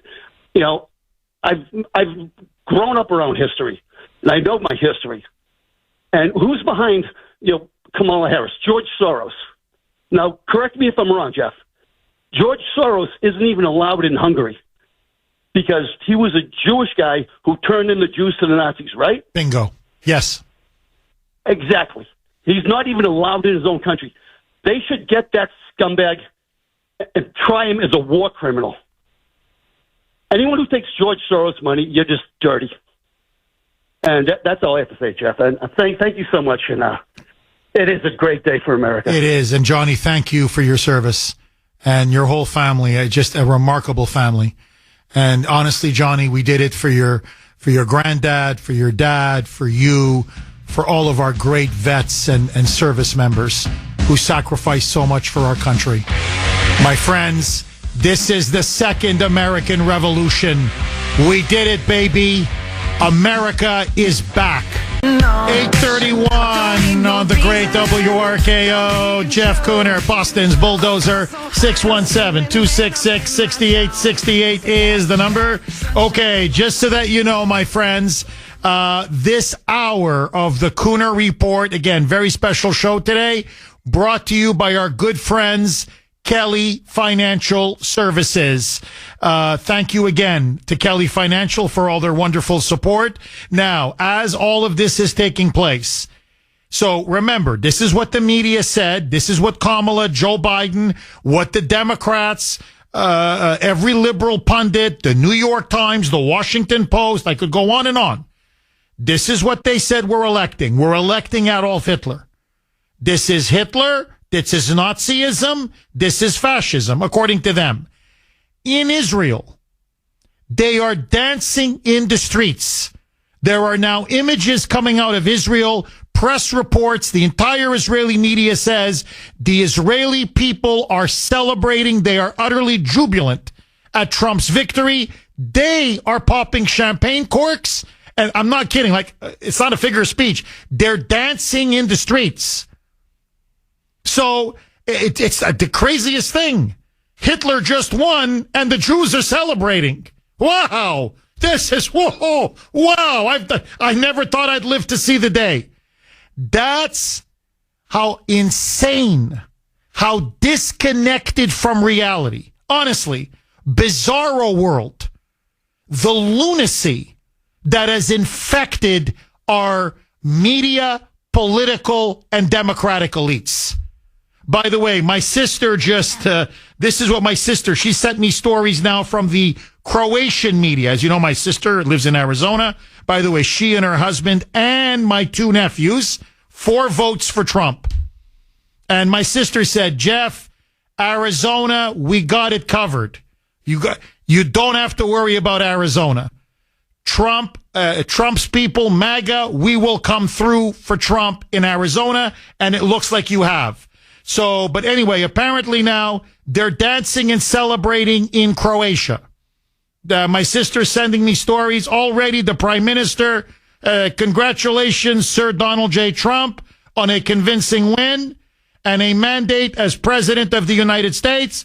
I look forward to our cooperation and further improvement of relations. Poland is dancing. Croatia is dancing. Slovakia is dancing. Italy is dancing. France is dancing. Israel is dancing. Everybody's dancing. And I want to ask all of you this. Okay? This is going to blow your mind. Trump is getting inundated now. Phone calls, emails, congratulations.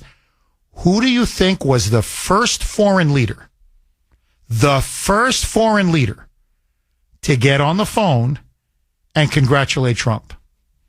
Honestly, okay? Just if I was to say to you, hey, come on. All these leaders have called from all over the world. Who do you think would be the first one to get in? What would you say? Honestly. Bibi, right? Israel, right? Maybe Bibi Netanyahu. I don't know. Canada. We have such close relations with the Canadians. Justin Trudeau. I don't know. Maybe the Prime Minister of Britain, the special relationship, Keir Starmer. Okay. Maybe, I don't know, Macron. You know, the French have an exaggerated sense of themselves. So maybe Macron. Donald, congratulations. Volodymyr Zelensky. Yep. The president of Ukraine, Zelensky, was the first one to call him. Congratulations, Mr. President. I love you. I love you. And would I love to have been a fly on the wall, huh? So all that election interference there, Volodymyr. How about you campaigning for Joe Biden and Kamala in Pennsylvania and then signing the bombs that we're making to continue the war against Mother Russia? Sorry, Volodymyr. I'm not sending you any more money. You can call me till the cows come home. You can keep calling me. You're not getting any more money, Volodymyr. It's over. The gravy train, finito. Go have a pierogi. It's done. I mean, it's just, I swear, the chutzpah on that guy. 617-266-6868. Okay, very quickly, my sister texted me while we were off air.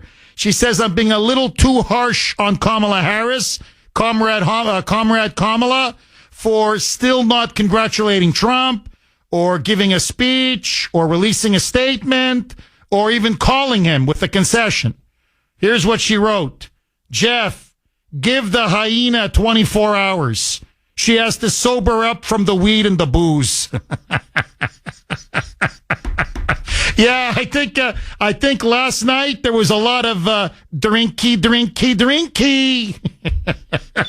Her and Hillary are probably out in the woods, getting sloshed 6 ways to Sunday. I mean, just 6 sheets to the wind. All right, hey, come on, screwed me too, damn it. Chauvinistic pig. Victor in Maryland. Victor, thanks for holding and welcome. Good morning, America's talk show host. Oh, thank you. Thank you, Victor. And I made sure when I had my back operation, recovering in 2 or 3 hospitals before I got to rehab, I had my tablet. And I told my electronic girlfriend, play WRKO. So the conservative nurses loved you while they were taking care of me. The liberal nurses got in and out. And one nurse said, why don't you like Kamala? And I said, I will never vote for anybody who reminds me of my former wife. And she says, wait a minute. Are you the Victor that told Rush Limbaugh that Hillary reminded you of your wife? And I said, yes. She says, oh my God, what a small world. So anyway, I did my little part. I found 3 or 4 conservative nurses who told me they were going to vote for Trump, and I'm expecting my visiting nurse to come to the house today or tomorrow, and she told me that she's voting for Trump because she cannot stand Kamala and she wants to keep her job. Now, I do have one question. What about Carrie Lake? Did she win her Senate seat? She's behind. She's behind by about 50,000 votes as I speak right now. So she has been closing the gap more and more. I don't know if there's enough votes for her left to catch up. So that to me is going to be one I'm going to be scratching my head about, because Trump is, I mean, he's pretty comfortably up in Arizona. They still haven't called it for him yet. Look, Nevada, he's up 59, almost 60,000 votes, and there's very few votes left to count. Nevada's going to go to Trump. Arizona's going to go to Trump. So I'd like to know what happened with Carrie Lake. I can just tell you this, Victor. Ted Cruz, okay, who won, by the way, won his race, blew the whistle on Mitch McConnell yesterday. He gave an interview, and he just really called out McConnell. And he said, look, I'm going to be honest with everybody. I can't tell you how many private conversations I've had with McConnell where I say, hey, look, the Democrats are throwing a ton of money at me. I mean, they're, you know, his rival, I mean, they blanketed the state. It was an air war. Every ad, every station, it was all anti-Cruz. And so Ted Cruz says, look, we're getting killed here. I mean, they're outspending us 20, 30 to 1. Are you going to give me some money? Because, you know, McConnell had a big war chest. And McConnell kept telling him, yeah, Ted, don't worry. It's coming. Well, as Ted Cruz said, it never came. The cavalry never came. He never sent a penny, not a dollar. And he said, what we did was about 2 weeks, 3 weeks before the election, we said, to hell with Mitch. He's sabotaging us. Don't wait for the cavalry because it's not going to come. And that's when Cruz went on talk radio and went on podcasts and said, look, I need money. If I don't get money, I'm going to lose. And he got $10 donations, $25 donations, $50 donations, what they call these small money bombs.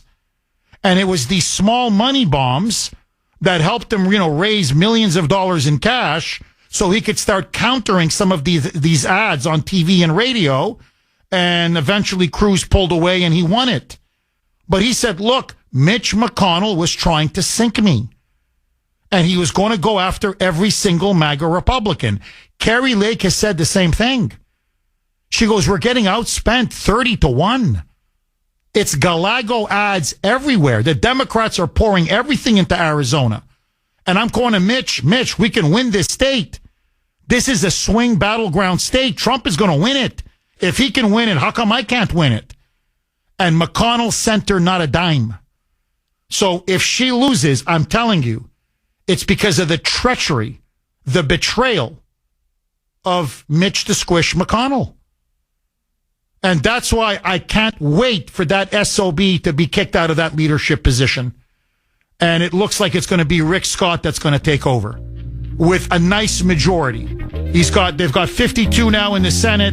They may get 53, even 54. Victor, thank you very much for that call. You see these rhinos?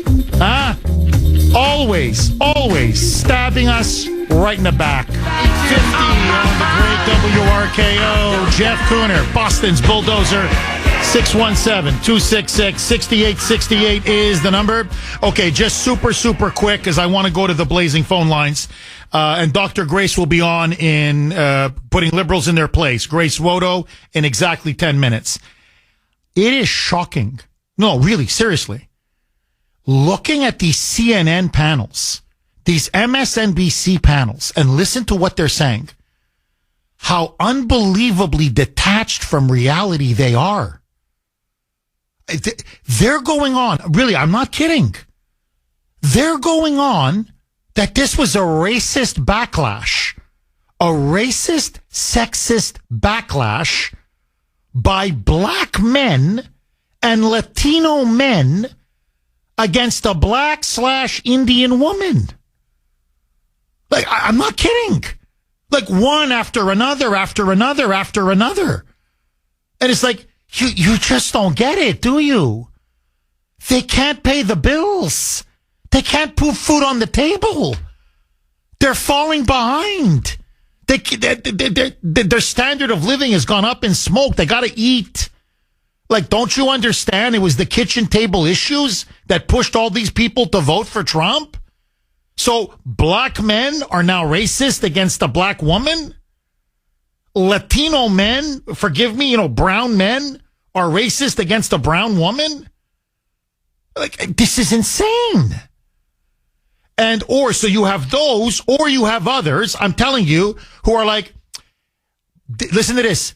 Harris lost because of Biden's immensely successful policies.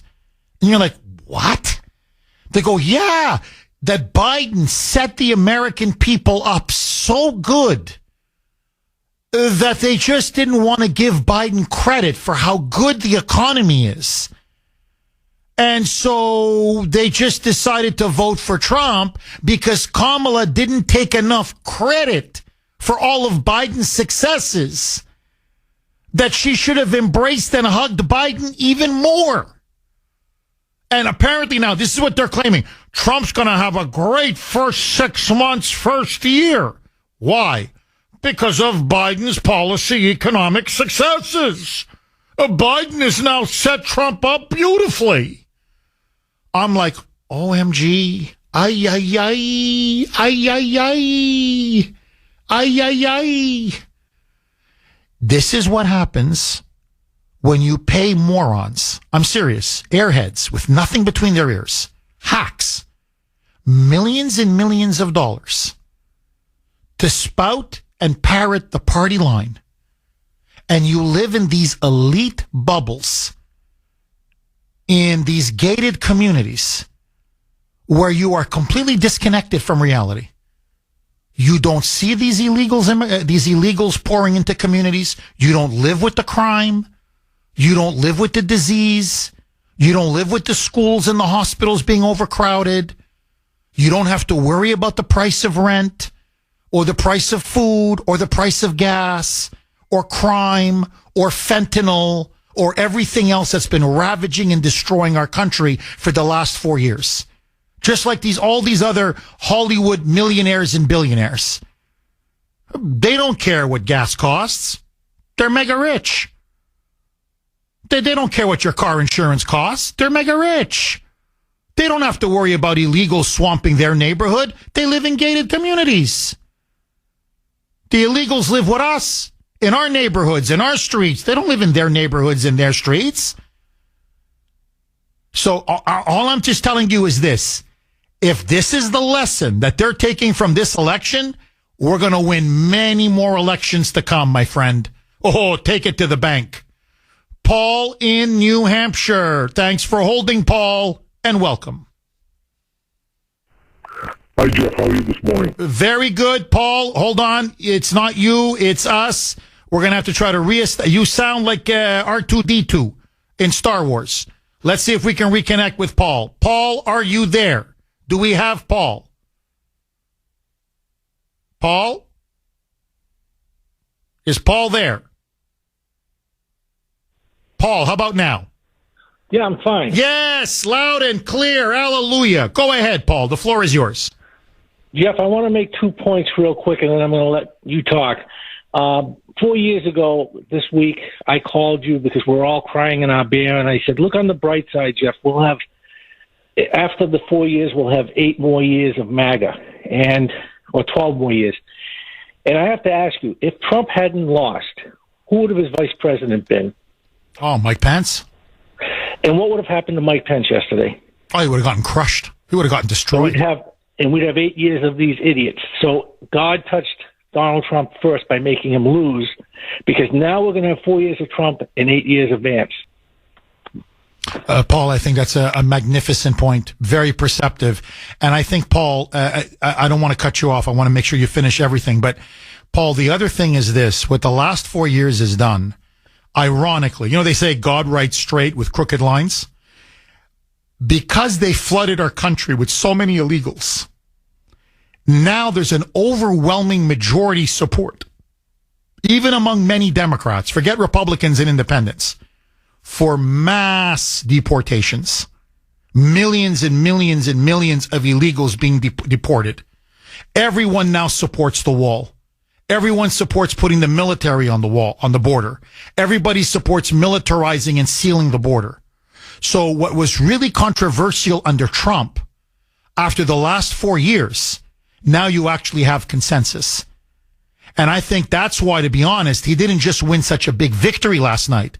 He's carrying senators. He's carrying members of Congress. Prop 36 in California went down. It went down. That means soft on crime is finished in California. So the public's perception on, defunding the police, open borders, bringing in illegals, all of this has changed 180 degrees. So on all these huge issues, the country is with us. They're with Trump and they're with MAGA. So Trump now has an incredible opportunity to advance his agenda and really transform the United States and usher in a golden age because of the disaster of the last 4 years. What say you, Paul? I agree, Jeff. And the last point, and I'll let you explain this, they're not done yet. They're ominously quiet. Joey and Kamala are quiet. Are they going to try the ultimate, which is create mass chaos and try and declare martial law and not try and seat them? No, that's over. And thank you for that call, Paul. If it was a very close election, if it was razor thin, or if, say, Trump won the Electoral College, but she won the popular vote, maybe they would try shenanigans like this. But really, I'm just being brutally honest with you, like I'm in the confessional. Really, God answered, my prayers and our prayers. We needed a decisive victory. And God gave us, or we gave ourselves, obviously, but God helped us give us that decisive victory. If they try now, they're finished. You have, popular vote. It's not letting up. Trump is up 3.5% in the popular vote, 51 to 47.5. Please don't take my word for it. Look it up. In recent elections, this is a landslide. 3.5% in the popular vote? That's almost unheard of. So he's going to have by the way, they're about to call Michigan for Trump. I mean, it is so freaking close now. I would call it now. I'm going to call it. Here, I'm calling it, okay? He's won Michigan. There's 1% left. She can't catch him. So, and Nevada now, I'm going to call it for Trump. He's up by 5 in Nevada. There's no way she's going to catch him. So he's getting over 300 electoral college votes with a big victory in the popular vote. It's over. Now, maybe if the Democrats take the House, they may try this, we're not going to certify. But as the way the races look now, it looks like maybe 220, 221 for the Republicans. All they need is 218 for the majority. So Trump's going to have the House, he's going to have the Senate, and he's going to have a decisive, convincing mandate and victory, both popular vote and electoral college. It's game, set, match. MAGA won and the Democrats lost. Or if you really want to be more honest about it, the Patriots won and the globalists lost. We beat Soros. We beat Bill Gates. We beat the billionaires. We beat Hollywood. We beat them all. And I'm telling you what's going to happen. Now we're going to release the Epstein list. And we're going to release the P. Diddy list. And you're going to start to see very powerful people go to jail. And we're going to expose the crimes of the deep state. And this whole regime is going to come crashing down. And after Trump, we've got 8 years of J.D. Vance. So if we don't blow this, Trump is right. This will be our golden age. We made history last night. And it was all of us as a team. Everybody did their role. You know, I'll never forget Bill Belichick, to me, one of the greatest football coaches of all time. By the way, endorsed Trump, Croatian American. I just want to say, okay, another fellow Croatian American, Bill Belichick, endorsed Donald Trump, even had Trump on his podcast, and told everybody listening, vote for this guy, he's a winner. I'll never forget Bill Belichick. Just do your job. If everybody does their job, if the kicker kicks the field goal, well, everybody's good. I know he's a kicker. Can't run, can't tackle. It's okay. But he kicks. Let him kick. The offensive lineman, block. Well, but he's not fast. That's okay if he's not fast. Just let him do his job. The wide receiver, he's skinny. Yes, but he can run and catch. Everybody does their job with their own special, unique talent. That's what we did. And all of us together saved our country. Yesterday, for me, is Victory Day. It was Victory Day. Communism was defeated and routed here in America. We did it. Joining me now, as she always does at this time, and I've never, ever been prouder or happier to have her come on, the Kuhner Report, Dr. Grace putting liberals in their place, my better half, my wonderful wife, Grace Vuoto. Grace, you broke the news to me at about, 2 o'clock in the morning? Pennsylvania had fallen to Trump after North Carolina and Georgia. Trump had won. You and I prayed together, and I got to ask you, what are your feelings now? Are you shocked? Are you surprised? Or in retrospect, were all the signs there for a big Trump victory? Well, Jeff, listen, first of all, congratulations to America, to President Trump, and to you, Jeff Kuhner, to Sandy, to Mike, to iHeart, who keeps a show like this on the air, to Kuhner Country, and to everybody who made it too big to steal. What happened was a modern-day miracle. And what we all did was we sent a loud, clear message. America for Americans. And this is why there was a landslide victory. Because we basically said, no, this country is not going to be overcome by illegals. No, our money is not going to be taken by special interests. No, our jobs are not going to be shipped abroad to benefit elite corporate globalists. No, our money is not going to Ukraine and other foreigners instead of helping Americans here at home. Jeff, I think that's the big meaning of this victory.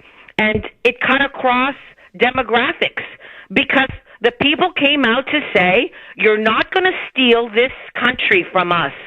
It wasn't just stealing an election. They were stealing the country from us. And ultimately, we rose up, the people rose up, and we said there will be America for Americans, and in this country, we are going to remain a free people. So bravo, congratulations, and Jeff Kuhner, you have had a huge hand to play in this whole story, and I couldn't possibly be more prouder of you than I am today. I've been waiting my whole life for this. For you to compliment me like this on the air. My whole life I've been waiting for this. I feel like I'm dreaming. I can't believe it. I'm just kidding. Grace, as usual, spot on. Let me ask you this, because you really did a deep dive into Kamala, her campaign, her base. What do you think, what went wrong for her? Why was there so much slippage and underperformance on her part? Well, look, she had a strong convention, and she had a very strong first debate performance. So she ended the summer with the momentum on her side.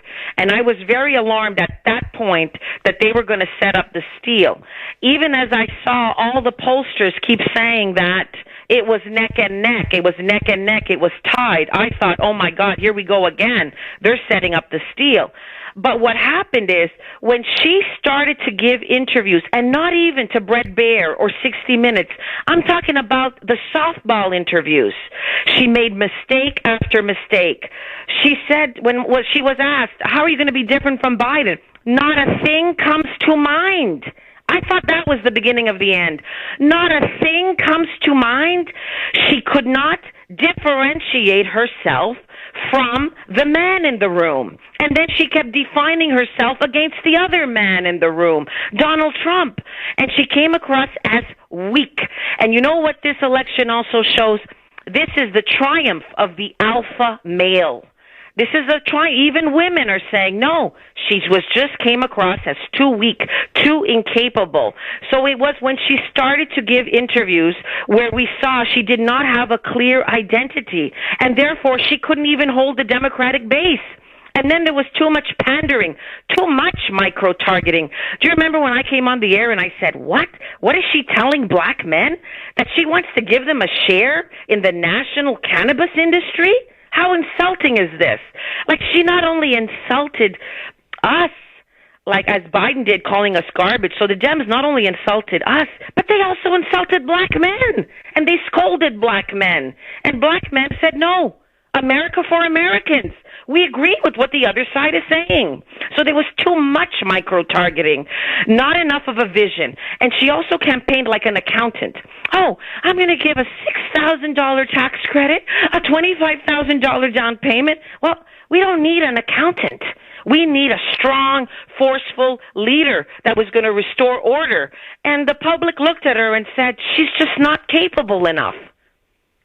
What if there was a turning point in the campaign where you say, Jeff, when you write, because you're an historian like I am, when you sit down and write a history of this, and it's an historic campaign, it's a watershed campaign, it changed literally the future and destiny of America. There were a few elections like that. This happens to be one of them. What do you think was the turning point for Trump against Kamala? Whether something that he did that really decisively changed the race, or something that she did that essentially blew up in her face and changed the race in his favor? This is the difference. If you're going to go to war with somebody, you don't put their backs against the wall. Everything turned with Donald Trump when they put his back against the wall with lawfare. Then he campaigned like a demon because his empire was on the line, his freedom was on the line, his life was on the line. They backed him into a corner where he had to fight for, it was all or nothing for Donald Trump. So that was essential. They turned him into a warrior that was unstoppable because of what they did. He might not even have been as ferocious. So I think we saw a change from the moment they started lawfare. The public rallied to Donald Trump, and that just accelerated as time went on, even in the summer with the assassination attempt. That became a train that was unstoppable. Now, it could have been reversed if Kamala signaled to the people, well, I'm going to help you with your bills. She never did, because guess what? You know what you have said to me over and over again these last 4 years? You keep saying, Grace, my callers, every time they call, their backs are against the wall. So Donald Trump's back was against the wall. But the people are suffering economically. Their backs are against the wall. So when Harris failed to acknowledge that and provide a remedy, they're going to the polls because people cannot feed their families. They can't pay bills. So this was really a campaign about an opponent. They put his back against the wall, and they put the people's backs against the wall financially. She was just in a vice grip. There was going to be no way out for her unless she was able to reverse course. She was never able to do it. Guess why? She was never able to stand up to Joe Biden and her own party, and that was her undoing. Dr. Grace, we've got about a minute and a half left, 90 seconds. The threat to democracy, Trump is Hitler, Nazis, fascists, insulting all of his voters. In the end, did that strategy of vilification and demonization, did it fail?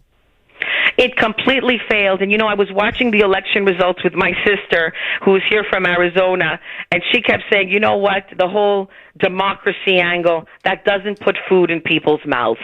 And I think that was just such a brilliant statement that she uttered. And she's also like, don't turn off the TV. They're going to steal it. Don't turn off. They're going to steal. We were petrified that they were going to steal. But ultimately, you know what? The democracy angle and all their attempts at stealing was just not going to be strong enough against the survivalist impulse that rallied.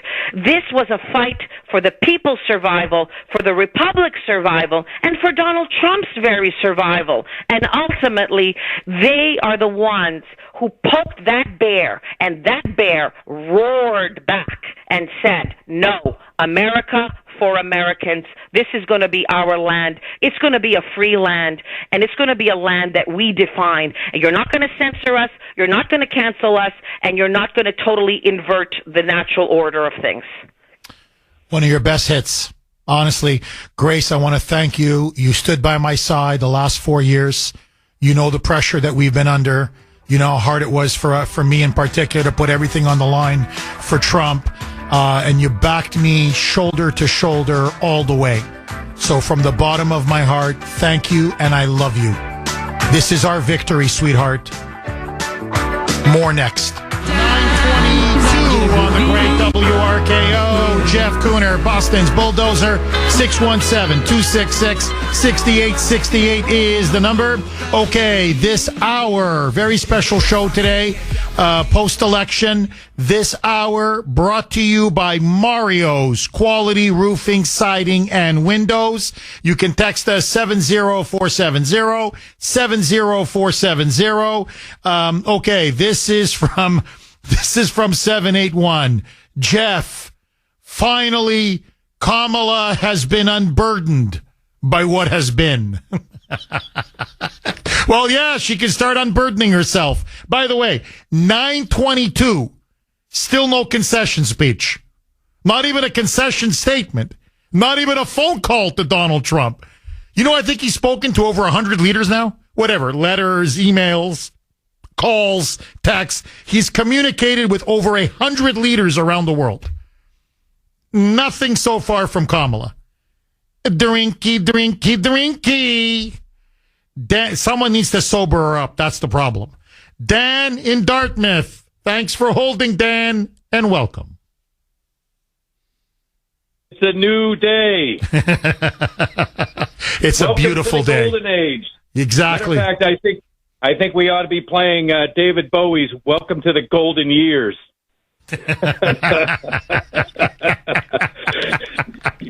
Hey, Jeff, did you hear all the bubbles popping? They mean popping all?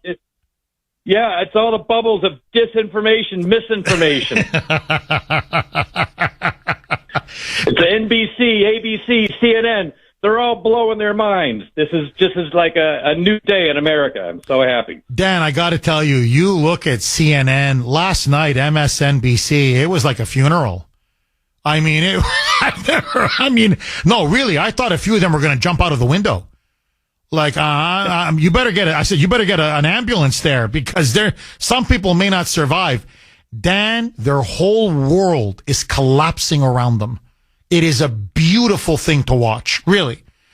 Dan, did you, in all honesty, did you have any doubt whatsoever, or were you absolutely certain and convinced that Trump had this in the bag all the way? I had my doubts until he was at the assassination attempt in Butler, Pennsylvania. Once that happened, he had the hand of God behind him. I felt he had the momentum to carry it all the way through.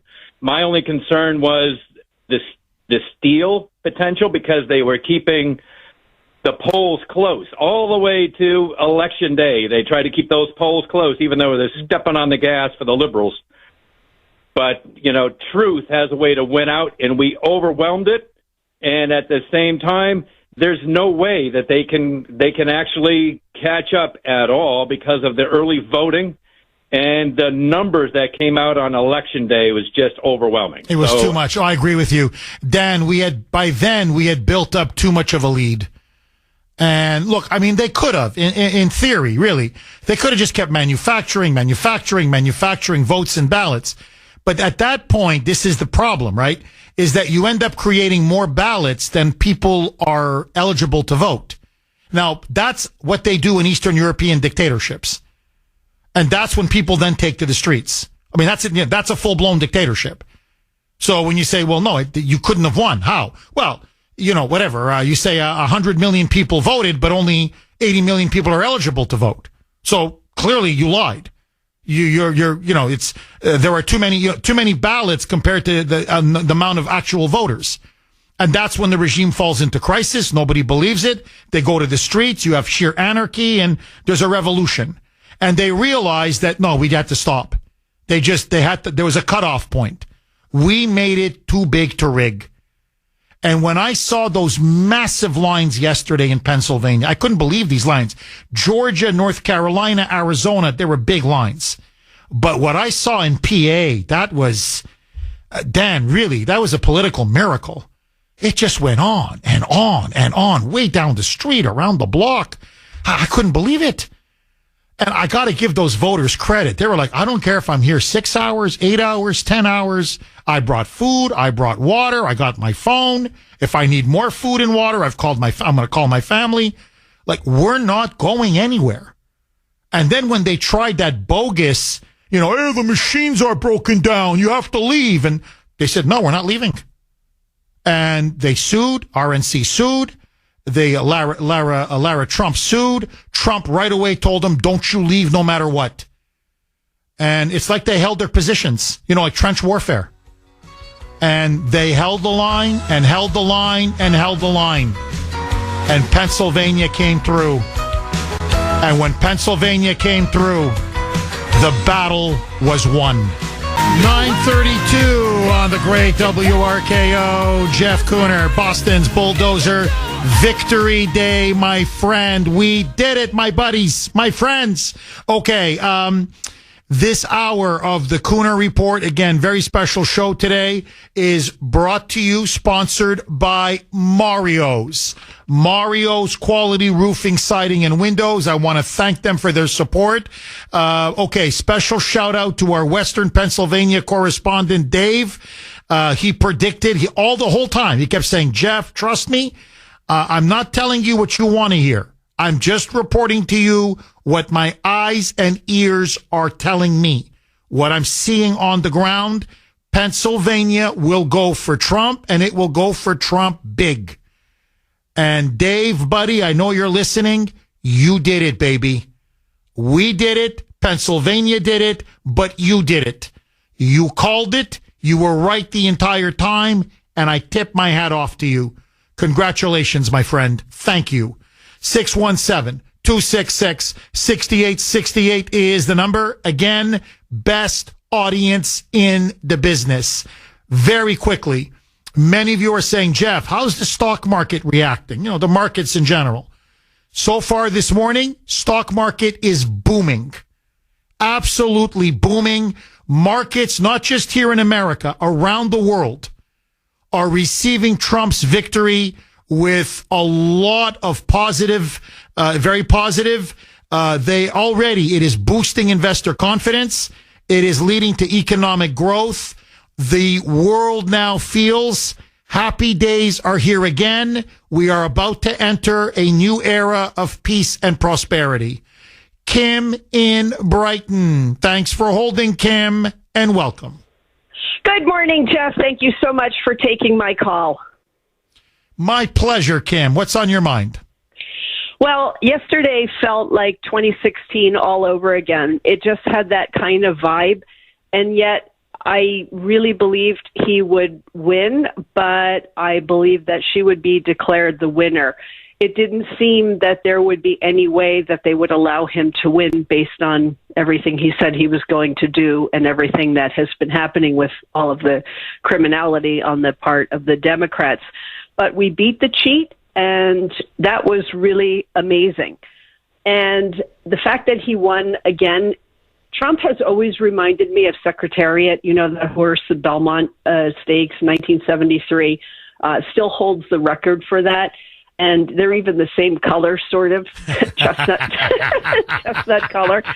And he reminded me, Secretariat was an all-American horse, and his owner, I mean, the story behind him, and she was going bankrupt, and she did something, with him about breeding rights and everything, and that was a real American success story, just like Trump. And we have never, as far as she goes, if you wanted to ask me, well, when did you think that it was over for her? Well, I thought it was over from the beginning. We have never had a dumber, more unqualified candidate than her.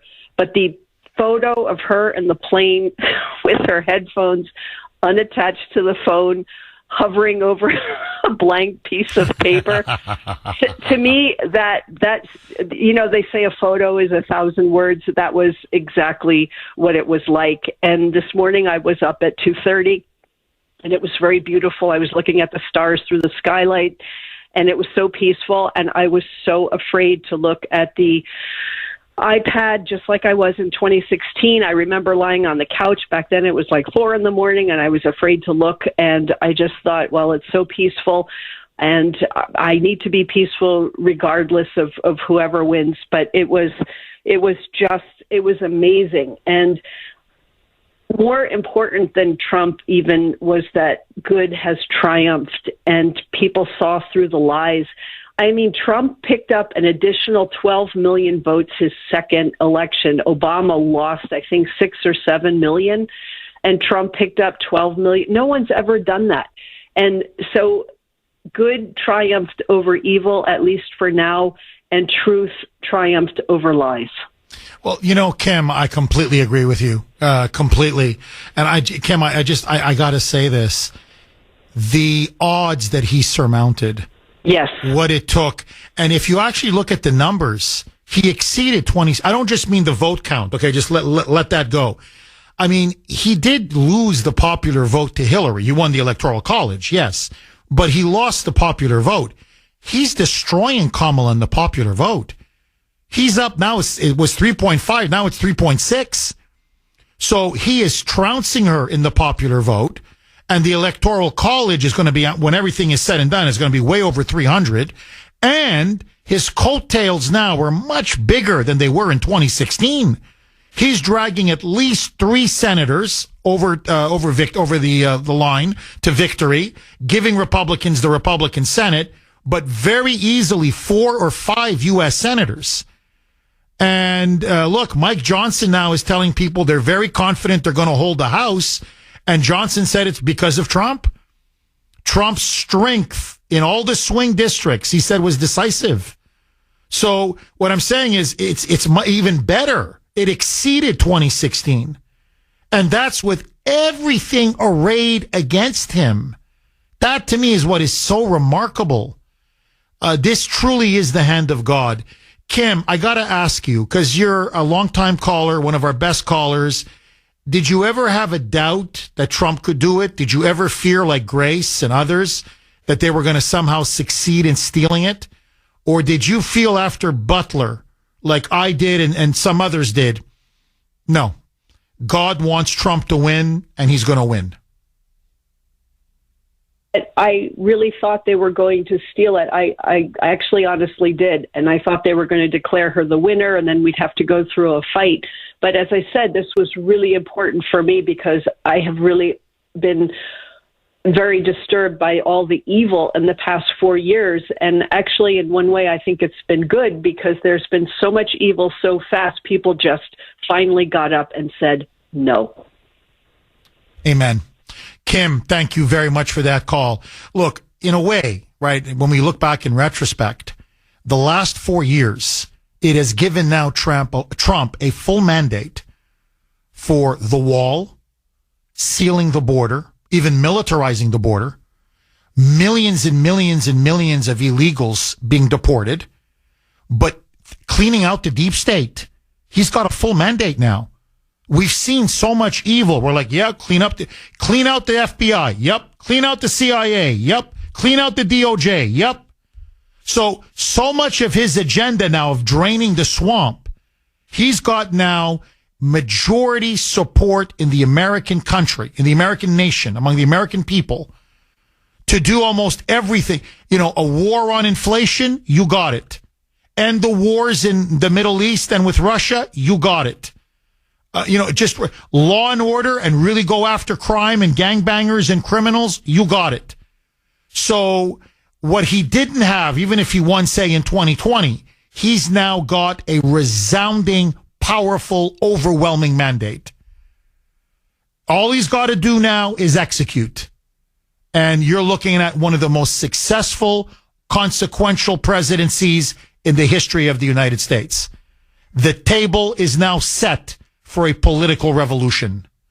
Steve in Taunton. Thanks for holding, Steve, and welcome. Feld Marshal von Kuhner, we have won the war. Congratulations. We have done it. We have done it, my friend. Jawohl. No more looking at Corinne Jean-Pierre's face. No more Alejandro Mayac. No more communism. We have done it, Feld Marshal. Congratulations. Steve, that's hilarious. I got to tell you, man, I know it's early, but this could be caller of the week. Mike, this is funny stuff, man. Steve, buddy, what do you think, in your view, was if there was a decisive moment in the election campaign? We're looking back where you say Kamala blew it. No, Jeff, it was over. Maybe we didn't see it, but now in retrospect, she was toast. Her goose was cooked. Is there any moment you think stood out for you, Steve? Well, my moment stood out the other night when I went to church myself, when I prayed to God that Trump would win, and my prayers were answered. And I believe that there was a divine intervention in this because the forces of good and evil, and like I said, my kidding aside, we have won. We have won. We are on the right track. It's going to take this guy to get the country back on track. It's going to take us some time to do it. But we can't go on like this for another 4 years. Oh, you're right. No, Steve, we couldn't go on. Look, God saved us. Really, God saved us. And again, I don't want to beat a dead horse, but I think God saved Trump in Butler. And from that moment on, I think it was inevitable. And America, Kuhner country, we did it! Honestly, one of the happiest days of my life. Oh, man. We're having a nice steak dinner tonight at the Kuhner household. All the fixing. Seriously. Nice steak dinner. 9:50 on the great WRKO. Jeff Kuhner, Boston's bulldozer. Okay, lines are jammed. 30 seconds. I'm going to go right back. You just need to know this. Trump made gains. It's all coming in now. All the data among every demographic group. Literally. He increased his support among women, among men, among college educated, non-college educated, whites, blacks, Latinos, Asians, young voters, old voters. There wasn't one demographic, not one, that he did not improve his support on. I mean, it's a thoroughly convincing victory. Furthermore, this is hilarious. So CNN on the Chiron, because I got all these screens up in the studio, right? I gotta say, today, I can't stand CNN or MSNBC. I can't stop, off air. It's riveting. They are going crazy on those networks. So CNN has this big Chiron. Stock market surges on news of Trump victory. You think. And then there was a CNN exit poll. This is CNN. And they asked the voters, how would you rate the performance of the economy over the last 4 years? 32%. Excellent. Very good. 67%. Bad. Very poor. Huh. You think maybe that's the reason why Harris and Biden lost? Because the economy sucked for most Americans over the last 4 years? Hello. Rose in Norwood. Thanks for holding, Rose, and welcome. Good morning, Jeff. The Lebanese word for congratulations is mabruk. It means blessed, and it means congratulations. Thank you. Thank you. Thank you so much, Rose. To the entire world. It's unbelievable. I stayed up till 4 a.m, and that's why I sound like this. I want to give a quick shout out to my son. I just went to his graduation. He joined the Army, and I was worried for him, but now I'm not. I'm proud of him. God bless him. God bless him. And honestly, I want you to thank him for his service from me, and I want to thank you for raising such a beautiful, patriotic boy. So, again, my thanks to you, Rose. I do want to say one thing. I know we're short on time. Trump is our leader now. We are his soldiers. We have a job. We need to help ourselves with the economy. We need to be selective where we spend our money. We need to be selective what Hollywood stars we support or not support. All of the ones that supported Kamala and came out against Trump, calling him a fascist in every name in the book, we need to just boycott their work, whether they're directors, stars, whatever they do. We need to boycott and send an economic message. Rose, we're not going to be fooled anymore. I got to tell you, man, I mean, we finish each other's sentences on this show. We really are a nation. We really are a community. Rose, you read my mind. That's exactly what I was thinking this morning. After this, I'm thinking, you know what? Every Hollywood actor, actress, director, producer that stuck the knife into Trump, no money for you. Yes. Rose, thank you once again. And please give my best to your son and thank him for his service. God bless you, Rose. Gary in New Hampshire, thanks for holding. Seriously, it's time to boycott all these Hollywood stars. Don't see their movies. Don't watch their videos or whatever on DirecTV or, whatever. Just, you know what? We can take our money elsewhere. You want to shoot your mouth off? You want to, insult us and vilify us and call us Nazis and fascists and garbage? No problem. We just won't see your movies. That's all. Gary in New Hampshire. Thanks for holding, Gary, and welcome. Good morning, Jeff. Gary. Like you and all the rest of the people with a brain, I'm jumping up and down myself this morning. It's a real cork popper, I'll tell you. And the only way it would have even worked or even come close is if Donald Trump did what he did, take it in a landslide. Anything else would have just been a disaster. I agree. They would have exploded the economy on us. Oh, and there would have been riots. Gary, I think there would have been real political violence. Now, I mean, what are you riding against? I mean, the nation has spoken. It's a decisive victory and a decisive mandate. I think that there's some issues yet, and I'll explain what I mean. I'm an engineer, and I kind of look at everything by the integrity of the foundation as to how strong the structure is. So I don't think that the people that really run this show are a bunch of feckless Democrats that are lifers in politics because they're just inherently corrupt. That's what being a life in politics usually engenders, because your business of the people takes a back seat to your reelection. But anyway, I think the people who really run this are the globalists or have been trying to subvert this nation forever. And, George Soros is one of the funders of those people. We all know who he is. And I have an interesting piece of information about him. Oh, Gary, I'm up against it. I can't. Listen, Gary, please call back. I want you to finish your point. But yes, the globalists were defeated last night, but they're not going to stop. And Trump is going to have to smash them.